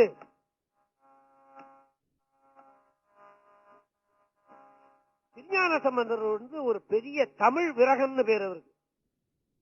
சமணர்கள் தமிழ்ல ரொம்ப கெட்டிக்காரன். நன்னூல் பண்ணவனே அவன் தானே, தமிழுக்கு இலக்கணம் பண்ணினவனே அவன் தானே. ஆமா, தமிழ் இலக்கணம் பண்ணினவன் அவன் தான், சமணன் தான். நம்ம சமுதாயத்துக்கு அவன் எதிரியே தவிர தமிழுக்கு மிகவும் பெரிய தொண்டு செய்தவர்கள். சிலப்பதிகாரம் அவங்க நூல் தானே, சிவகிருஷ்ணாமணி அவங்களுக்கு தானே. ஆமா, நல்ல வேலையா போச்சு, பெரிய புராணம் நம்மளுக்கு. ஆமா, தமிழ் இலக்கணம் தண்டமாணி சுவாமிகளும் செய்திருக்கிறார். திரு ஆமாத்தூர் தண்டமாணி சுவாமிகளும். ஆனா அது வியாபகத்துக்கு வரலை அப்படின்னு நான் நினைக்கிறேன். தமிழ் இலக்கணம் செய்தவர்களே சமணர்கள் தான். அவர்களை வெல்லுவதற்கு திருஞான சம்பந்தருக்கு பிரபுரத்து ஈசன் தான் கொடுத்தான். தமிழ் கொஞ்சம் இவர்கிட்ட, அதுலதான் மயங்கினாவன். ஆமா, இத்தினோண்டு பிள்ளை தமிழை வாரி கொட்டுறான்டா அப்படின்னு சொன்னா மயங்கி போட்டான். கடவுள் அருள் இருந்தது, கடவுள் அருள் இல்லாமல் அவர் செய்யவில்லை. பிரமபுரத்து ஈசன் கொடுத்த அருள். அவர் தமிழ் அவர்கிட்ட கொஞ்சது பாருங்க. ஒரு பதிகம், உரித்தது பாம்பை, தப்பு, உரித்தது யானையைத்தான், பாம்பன்னு சொல்றார். தலையில என்ன எழுதிவிட்டார் தெரியுமா? இது மொழி மாற்று அப்படின்னு எழுதிவிட்டார். நான் மொழியை மாற்றி கொடுக்கிறேன் அப்படின்னு சொல்லிவிட்டு எழுதுறார். உரித்தது பாம்பை உடல் மிசையிட்டதோர் ஒன்களித்தை. களின்னா யானை. இது என்ன சொல்லிருக்கணும்? உரித்தது யானையை உடல் மிசையிட்டதோர் பாம்பை அப்படின்னு சொல்லிருக்கணும். திருப்பி கொடுக்கிறார் பாருங்க அவருடைய தமிழ் அறிவு. உரித்தது பாம்பை உடல் மிசையிட்டதோர் உண்களித்தை, எரித்ததோர் ஆமையை, எரித்ததோர் முப்புறத்தைன்னு சொல்லியிருக்கணும். ஆனா இவர் என்ன பண்றாரு? எரித்ததோர் ஆமையை, ஆமையைத்தான் போட்டுக்கிட்டாரு. ஏன் ஆமையை போட்டுக்கிட்டு இருக்கிறாருங்கிறதுக்கெல்லாம் நான் வரலாறு சொன்னா இன்னும் பெருசா போயிடும், வேண்டாம், விட்டுறேன். ஆக எரித்ததோர் ஆமையை இன்புறப்புண்டது முப்புறத்தை, இப்படி ஒரு பதிகமே சொல்றார். 11 பாட்டு. இப்படி பாட்டே கிடையாது தமிழ் உலகத்திலேயே கிடையாது. ஆமா, நான் கேட்டதில்லை, அவ்வளவுதான். செருத்தது சூலத்தை செருத்தது தக்கனைன்னு இவர் சொல்லியிருக்கணும். தக்கன் அபிசார யாகம் பண்ணினா அவனை அழித்தார்.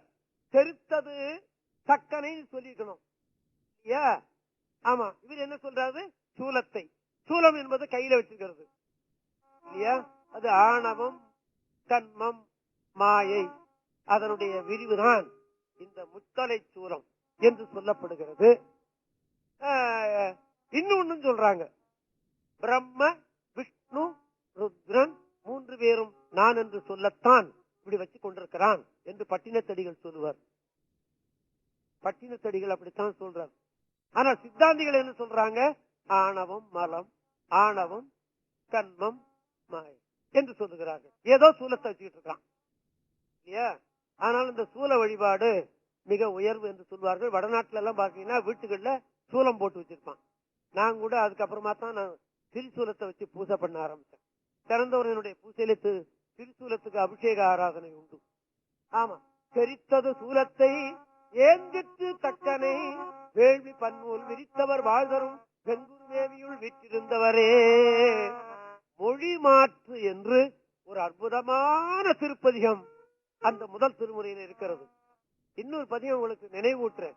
யாமாமா நீ யாமாமா யாழி காமா காணாகா காணா காமா காழியா மாமாயா நீ மாமாயா. தமிழ் இல்லையா? ஆமா, பெண் புலவர்களால கூட இதுக்கு பொருள் சொல்ல கஷ்டப்படுறாங்க. திருஞான சம்பந்தர் தேவாரம் இது என்ன பண்றாரு? மாலை மாற்று ஒண்ணு பேர் கொடுக்கிறார். இப்படி படிச்சால் பாட்டு வரும், இப்படி படிச்சாலும் அந்த பாட்டு வரும். மோரு போருமோ, இப்படி திருப்பி படிச்சு பாருங்க. மோரு போருமோ, இப்படி திருப்பி படிச்சாலும் மோரு திருமோ போருமோன்னு வரும் இல்லையா? அது போல இன்னொரு பதம் கூட இப்படி சொல்லுவார்கள். யா மாமா நீ யா மாமா யாழி காமா காணாகா காணா காமா காழியா மாமாயா நீ மாமாயா. அது மாத்திரம் இல்ல, இசையோடு வருது. அது ஆச்சரியம். தமிழர்கள் பாடல்கள் பாடி வச்சானே தவிர பாட்டு ராகம் அல்லையே. இவர் ராகத்தையும் சேர்த்து கொடுக்கிறார். காணா காமா காழியா மாமாயா நீ மாமாயா அப்படின்னு வருகிறது. தமிழ் அவர்கிட்ட கொஞ்சம் அவர்களை எளிதிலே அவர் வெல்ல முடிந்தது என்பதும் நீங்க எண்ணிக்கொள்ள வேணும். அதிலே ஒரு திருப்பதியம் இந்த திருவல்லம் என்ற ஊர்ல பாடுறார். அற்புதமான பதியம். உன்னை சார்ந்தவர்களுக்கு நீ இன்பத்தை அல்லவா கொடுப்பாய் அப்படின்னு சிவனை சொல்றார்.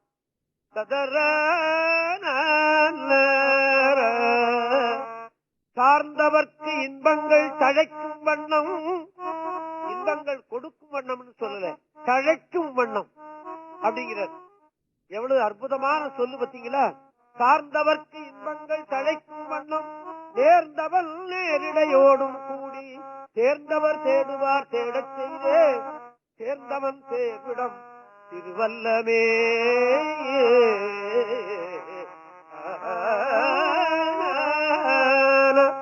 அப்புறம் ஒரு திருப்பதிகம் காணப்படுகிறது, ஏகபாதம் அப்படின்னு ஒரு தேவாரம் காணப்படுகிறது. 4 வரியும் ஒரே மாதிரி இருக்கும். இப்ப தோடு செவியன் அப்படி இல்லையே. தோடுடைய செவியன் விடையேறி ஓர் தூவன் மதி சூடி காடுடைய சுடலைப்பொடி பூசி என்னுள்ள எல்லாம் வருது. ஆனா திருஞான சம்பந்தத்துல ஏகாபாதம்னு ஒரு பதியம் இருக்கு. 4 வரியும் ஒரே மாதிரி இருக்கும். பிரமபுரத்துறை வெம்மானம்மான் பிரமபுரத்துறை வெம்மானம்மான் பிரமபுரத்துறை வெம்மானம்மான் பிரமபுரத்துறை வெம்மானம்மான். இந்த 4 வரிக்கு 4 வேற விதமான பொருள் உண்டு அப்படின்னு எழுதி வைக்கிறார்கள். தருமபுர மடத்துல இது வியாக்கியானத்தோடு வெளியிட்டு இருக்கிறார்கள். முதல்ல இந்த 25வது சன்னிதானம் வியாக்கியானத்தோடு வெளியிட்டார்கள். இப்ப இருக்கிற சன்னிதானமும் அதனை வெளியிட்டு இருக்கிறார்கள். வாங்கி படிக்கிறது தான், படிக்க வேண்டியதுதான் நம்மளுடைய குறை இல்லையா? படித்துக் கொள்ளுங்கள் என்பது மாத்திரம். அப்புறம் இன்னொன்னு திருமுறையில திரு எழுக்கூற்றிருக்கைன்னு ஒண்ணு இருக்கு. சொல்றது கொஞ்சம் தலைவலியா இருக்கும் இல்லையே. தெரிந்து கொள்ளுங்கள். நாம படிக்கிறோமோ படிக்கலையோ அது அப்புறம் பார்த்துக் கொள்ளுவோம் இல்லையா. ஒரு காலத்துல 1940 நினைக்கிறேன் ஜெர்மன் வரும்போது என்ன ஒரு ஏரி இருக்கு, ஏரி இல்ல இல்ல காஞ்சிபுரம் போற வழி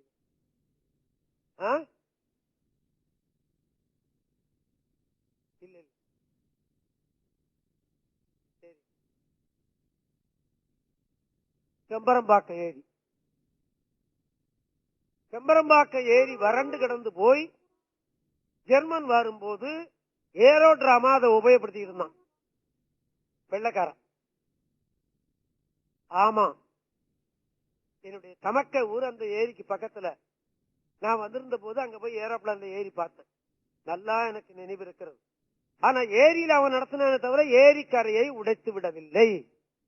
ஏரிக்கரை இருந்ததுனால்தான் நீ தண்ணி வந்த போது நிக்குது. அது போல நமக்கு பொருள் தெரியலன்னாலும் படிச்சு கொண்டிருக்க வேண்டியது நம்முடைய பொறுப்பு. நெருப்பு தெரிந்து தொட்டாலும் சுடும், தெரியாமல் கண்ண மூடி தொட்டாலும் சுடும் அல்லவா. அது போலத்தான் எண்ணிக்கொள்ளுங்கள். தேவாரத்துல திரு எழுக்கூற்றிருக்கை அப்படின்னு ஒண்ணு பண்ணியிருக்கிறார் சுவாமி. நான் முன்ன ஒரு தடவை இங்க சொல்லி இருக்கிறேன் என்று நான் எண்ணுகிறேன். இருந்தாலும் பரவாயில்ல. தினம்தான் இட்லி சாப்பிடுறோம், தினம் பூரி சாப்பிடுறோம், தினம் காபி சாப்பிடுறோம், விட்டு இல்லையே. நேற்று சாப்பிட்டா இன்னைக்கு வேண்டாண்டா சொல்லலையே நாம இல்லையா. அந்த மாதிரி திரு எழுக்கூற்றிருக்கை அப்படின்னு அதுக்கு பேர். என்ன அர்த்தம் அப்படின்னு கேட்டா 1 2 1 1 2 3 2 1 1 2 3 4 3 2 1 1 2 3 4 5 4 3 2 1 1 2 3 4 5 6 5 4 3 2 1 1 2 3 4 5 6 7 6 5 4 3 2 1 அப்படின்னு அந்த எண்ணிக்கை வருது அந்த பதியத்துல. திரு எழு எழு என்பது 7 என்பது 7 என்று வரும். 7 இதுல கூத்தடிக்குதுன்னு எழுதி வச்சார் இல்லையா. இப்படி அங்கேயும் போய் இங்கேயும் போய் வருது இல்லையா. இந்த பசங்க வீட்டுல அப்படி ஒன்னா என்ன கூத்தடிக்கிற நம்ம கேட்கிறோம் இல்லையா. அது போல 7 எண்ணிக்கை அதுல கூத்தடிக்கிறது என்று பேர். இந்த திருப்பதிகத்தை ஓதினால் திருஞான சம்பந்தமூர்த்தி நாயனார் அருளி செய்த திருப்பதிகம் அத்தனையும் ஓதுன புண்ணியம் உண்டு என்று எழுதுகிறார்கள்.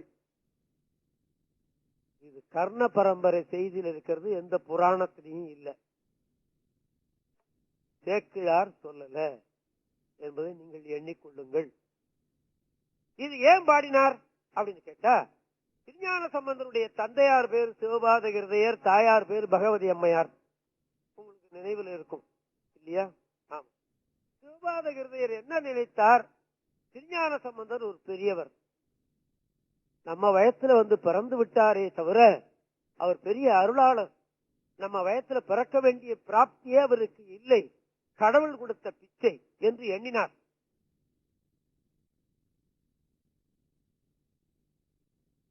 திருஞான சம்பந்தர் தினந்தோறும் 10 பதியம் பாடிட்டு இருக்கிறார். அவர் பாடினது 16,000 பதியமோ என்னமோ என்று நம்பி ஆண்டார் நம்பி வரலாறு சொல்றார். 16,000.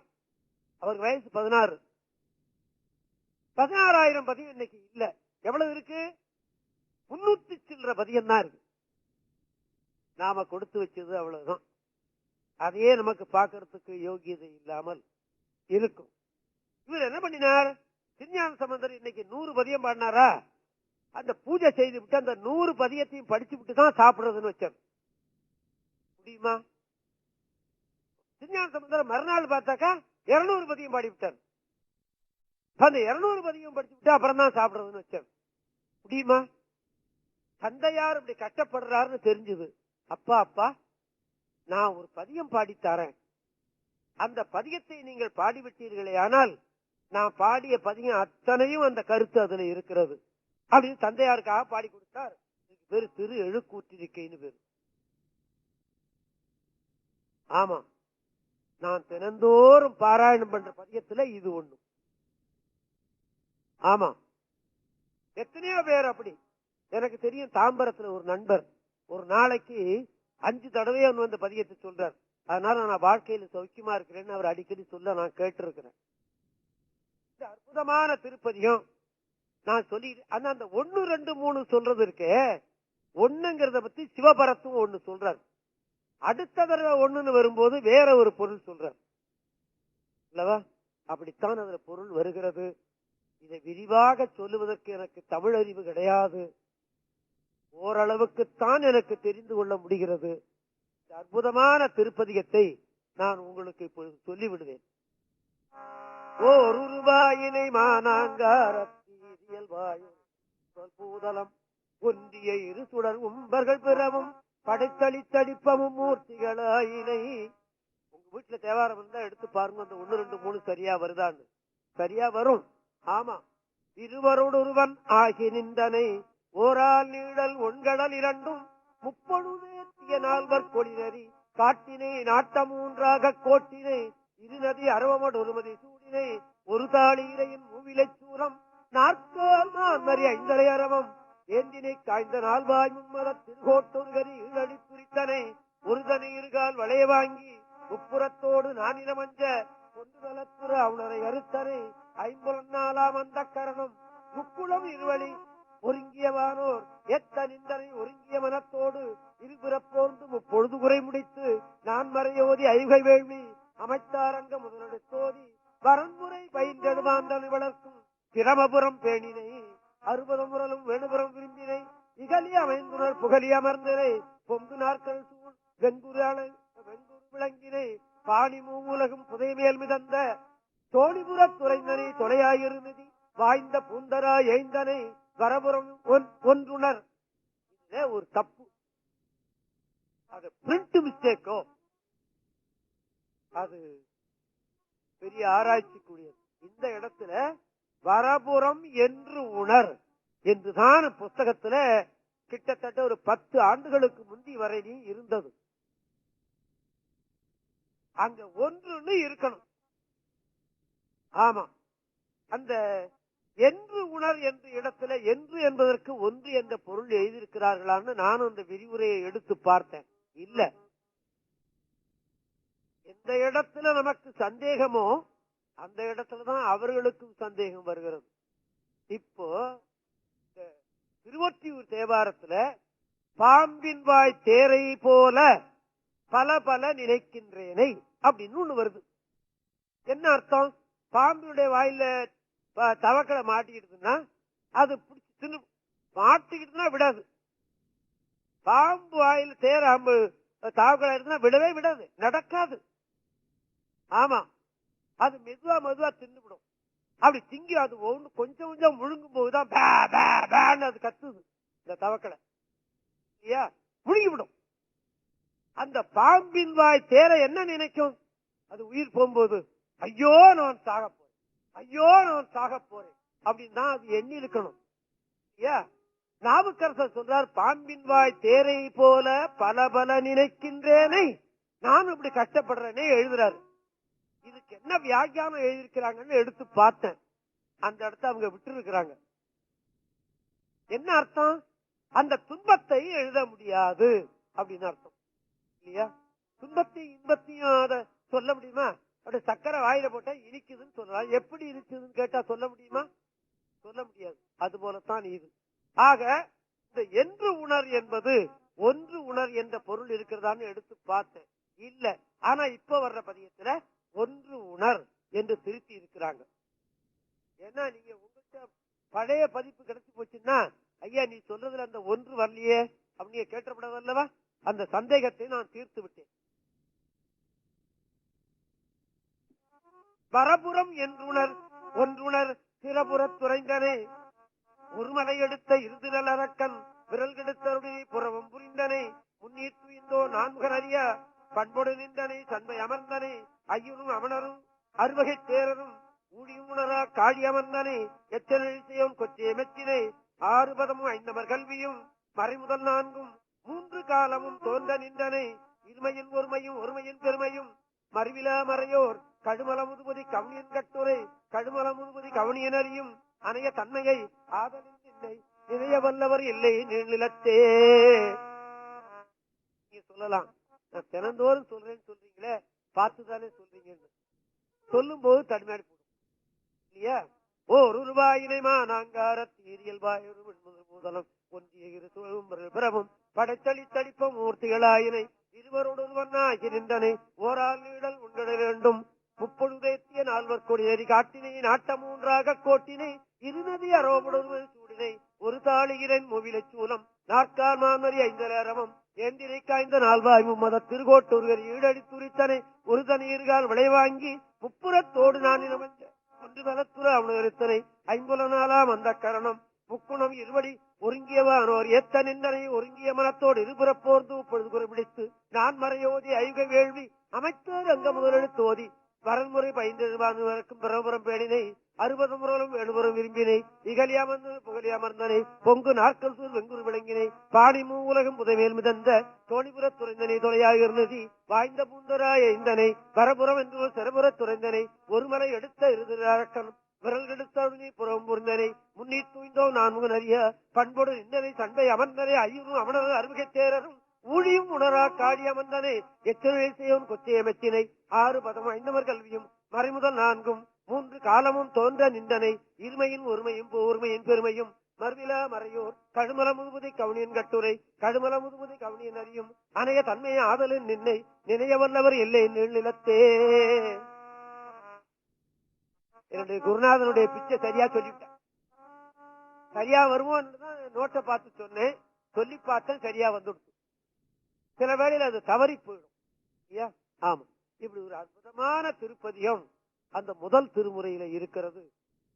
நீங்க பாராயணம் பண்ணீர்களோ என்னமோ, நம்ம வீட்டு சொத்து, நம்ம வீட்டு தமிழிசை, நம்ம வீட்டு நம்ம மத நூல். ஆமா, நம்ம மத நூல்ல இவ்வளவு விஷயங்கள் இருக்கிறதா? நான் சொன்னது கொஞ்சம் தான், சாம்பிள் தான் உங்களுக்கு கொடுத்திருக்கிறேன். உள்ளே பிரித்து பாருங்கள். தேன் உலகம் இருக்கிறது, அருள் உலகம் அங்கே இருக்கிறது நிச்சயமாக. ஆமா என்று நான் கடமை. அடுத்தபடி தேவாரத்தில் மேகராக குறிஞ்சி என்று ஒரு 7 பதிகம் இருக்கிறது. அந்த 7 திருப்பதிகத்தையும் ஒழுங்காக பாடச் சொன்னால், ஓதுவார்களை ஒழுங்காக பாடவிட்டால் பாட விட மாட்டான். கோயில்ல கூட தேவாரம், அந்த கோயில்ல இருக்கிற நிர்வாகம் அவர்களை சரியா பாட விடல அப்படின்னு என்னுடைய கருத்து. ஆமா, ஒரு பாட்டு சொல்ல போறோம் அப்படின்னு சொல்லி ஓதுவார தொந்தரவு பண்றாங்க அப்படின்னு என்னுடைய அபிப்பிராயம். ஒரு பதிகம் சொல்ற கோயில நான் பார்த்ததே கிடையாது. சாமி சன்னிதில இப்ப மயிலாப்பூர் உதாரணத்துக்கு சொல்றேன். மயிலாப்பூர் கோயில் இருக்கு, ஒரே ஒரு திருப்பதிகம் தான் அந்த ஊருக்கு இருக்கு. பூஜை காலத்துல அந்த 11 பாட்டையும் பாட விடுறாங்களா? இல்ல. ஆமா, எந்த கோயில்லையும் கிடையாது. ரொம்ப வருத்தப்பட வேண்டிய விஷயத்துல அது ஒண்ணு. அது அப்புறமா பார்த்து, அத நாம உலகத்தை திருத்த நம்மளால முடியாது, விட்டுற. ஆக அந்த 7 திருப்பதிகத்தையும்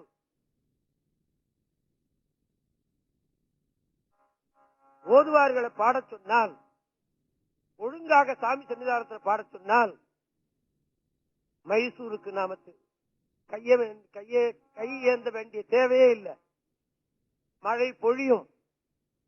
நான் பார்த்திருக்கிறேன், எனக்கு தெரியும். 7 பதிகத்தை ஒருத்தன் ஒழுங்கா பாடினானே ஆனால் நிச்சயமா மழை பொழியும் என்று சொல்லுகிறார்கள். நானே என்னுடைய ஆய்வுள்ள பார்த்திருக்கிறேன். இந்த தமிழ்நாட்டுக்காக வேண்டி மழை பொழிய வேண்டும் என்று போன வருஷம் ஒரு 10 நாள் என் வீட்டிலேயே நான் படித்தேன். ஆமா, என் வீட்டுல தான் நான் செய்ய முடியும், கோயில்ல செய்ய முடியாத இல்லையா? உடனே நிறைய மழை பெய்ந்ததை நானே பார்த்தேன். ஏன் இப்ப நீ படிக்கலன்னு கேட்கலாம். எனக்கு 1000 வேலை வந்து சேருகிறது, என்னால் அது நிச்சயமாக அதனை செய்தால் மழை பொழியும். ஆமா என்று பெரியவருடைய கருத்து. ஆனா இது பெரிய புராணத்தில் இதுக்கு ஆதாரம் இல்லை, நடைமுறையில இருக்கிறது. ஆமா, மேகராக குறிஞ்சி என்ற பண்ணில 7 பதிகம் சம்பந்தர் பாடி வைத்திருக்கிறார். சில பாடல்களை நான் உங்களுக்கு நினைவு. புலனைந்தும் பொறி கலங்கி நெறிமயங்கி அறிவு அழிந்துட்டு ஐமேலுந்தி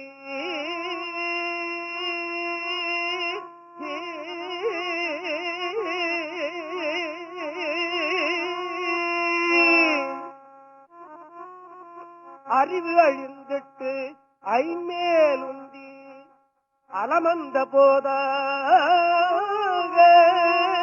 அஞ்சேல் என்று அருள் செய்வான் அமரும் கோயில் வலம் வந்த மடவார்கள் நடமாட முழவு அதிர மழையென்று அஞ்சி சிலமந்தி அலமந்து மரமேறி முகில் பார்க்கும் திருவையாலே நிறு சேர்வதோர்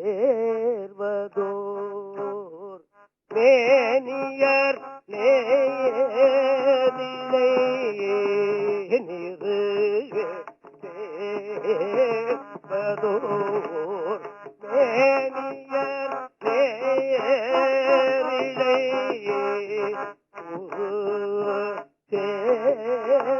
சேர்வதோர் கொலையமா ஆறு தேதலை கையேற்பராய்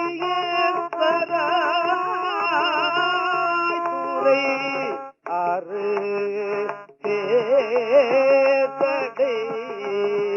அன்னையலே செல்வ மல்கிய செல்வராய்த்துறை செல்வர் நேர்த்திதையாதன செல்வன் ஞான சம்பந்தன செந்தமிழ் செல்வமா இவை செப்பவே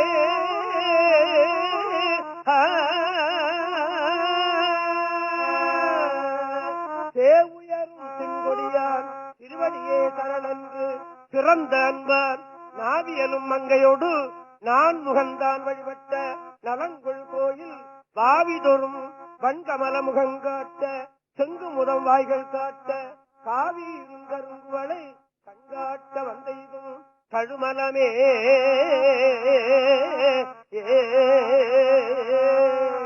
வெந்த வெண்பொடி பூசும் மார்பில் விரிநூல் ஒருவார் பொருந்த கந்த மல்கு குழலியோடு கடிபொழில் கட்சி தன்னுள் அந்தமில் குலத்தார் அவர் போற்ற அணங்கினோடு ஆடல் புரி எந்தை மேவிய ஏகம்பம் சேர இடர்கெடுமே. இப்படி 7 திருப்பதியும் இருக்கிறது ஐயா. இது இந்த ஓதுவார்களை கூப்பிட்டு பாட சொன்னா என்ன? யார் செய்ய வேண்டிய வேலை இது? திருக்கோயில் யார் நிர்வாகம் பண்றாங்களோ அவங்க செய்ய வேண்டிய வேலை இது இல்லையா? ஆமா, திருக்கோயில் நிர்வாகம் பொருளுக்கு மாத்திரம் தானா? இந்தியில என்ன பணம் வருதுன்னு பாக்குறது மாத்திரம் தானா? இதல்லவா அவர்கள் பார்க்கவில்லை என்று எனக்கு பெரும் குறை உண்டு. என் மேல அவங்க வருத்தப்பட்டாலும் படட்டும். பொருளையும் பார்க்கணும், அருளையும் பார்க்கணும். பொருளினால மாத்திரம் ஒருத்தன் உயர முடியாது, அருளினால் மாத்திரம் ஒருத்தன் உயர முடியாது. இரண்டும் இருக்கணும். 2 கை போல, 2 கண்ணு போல, 2 காது போல, 2 கால் போல. நிச்சயமாக இரண்டும் தேவை இல்லையா?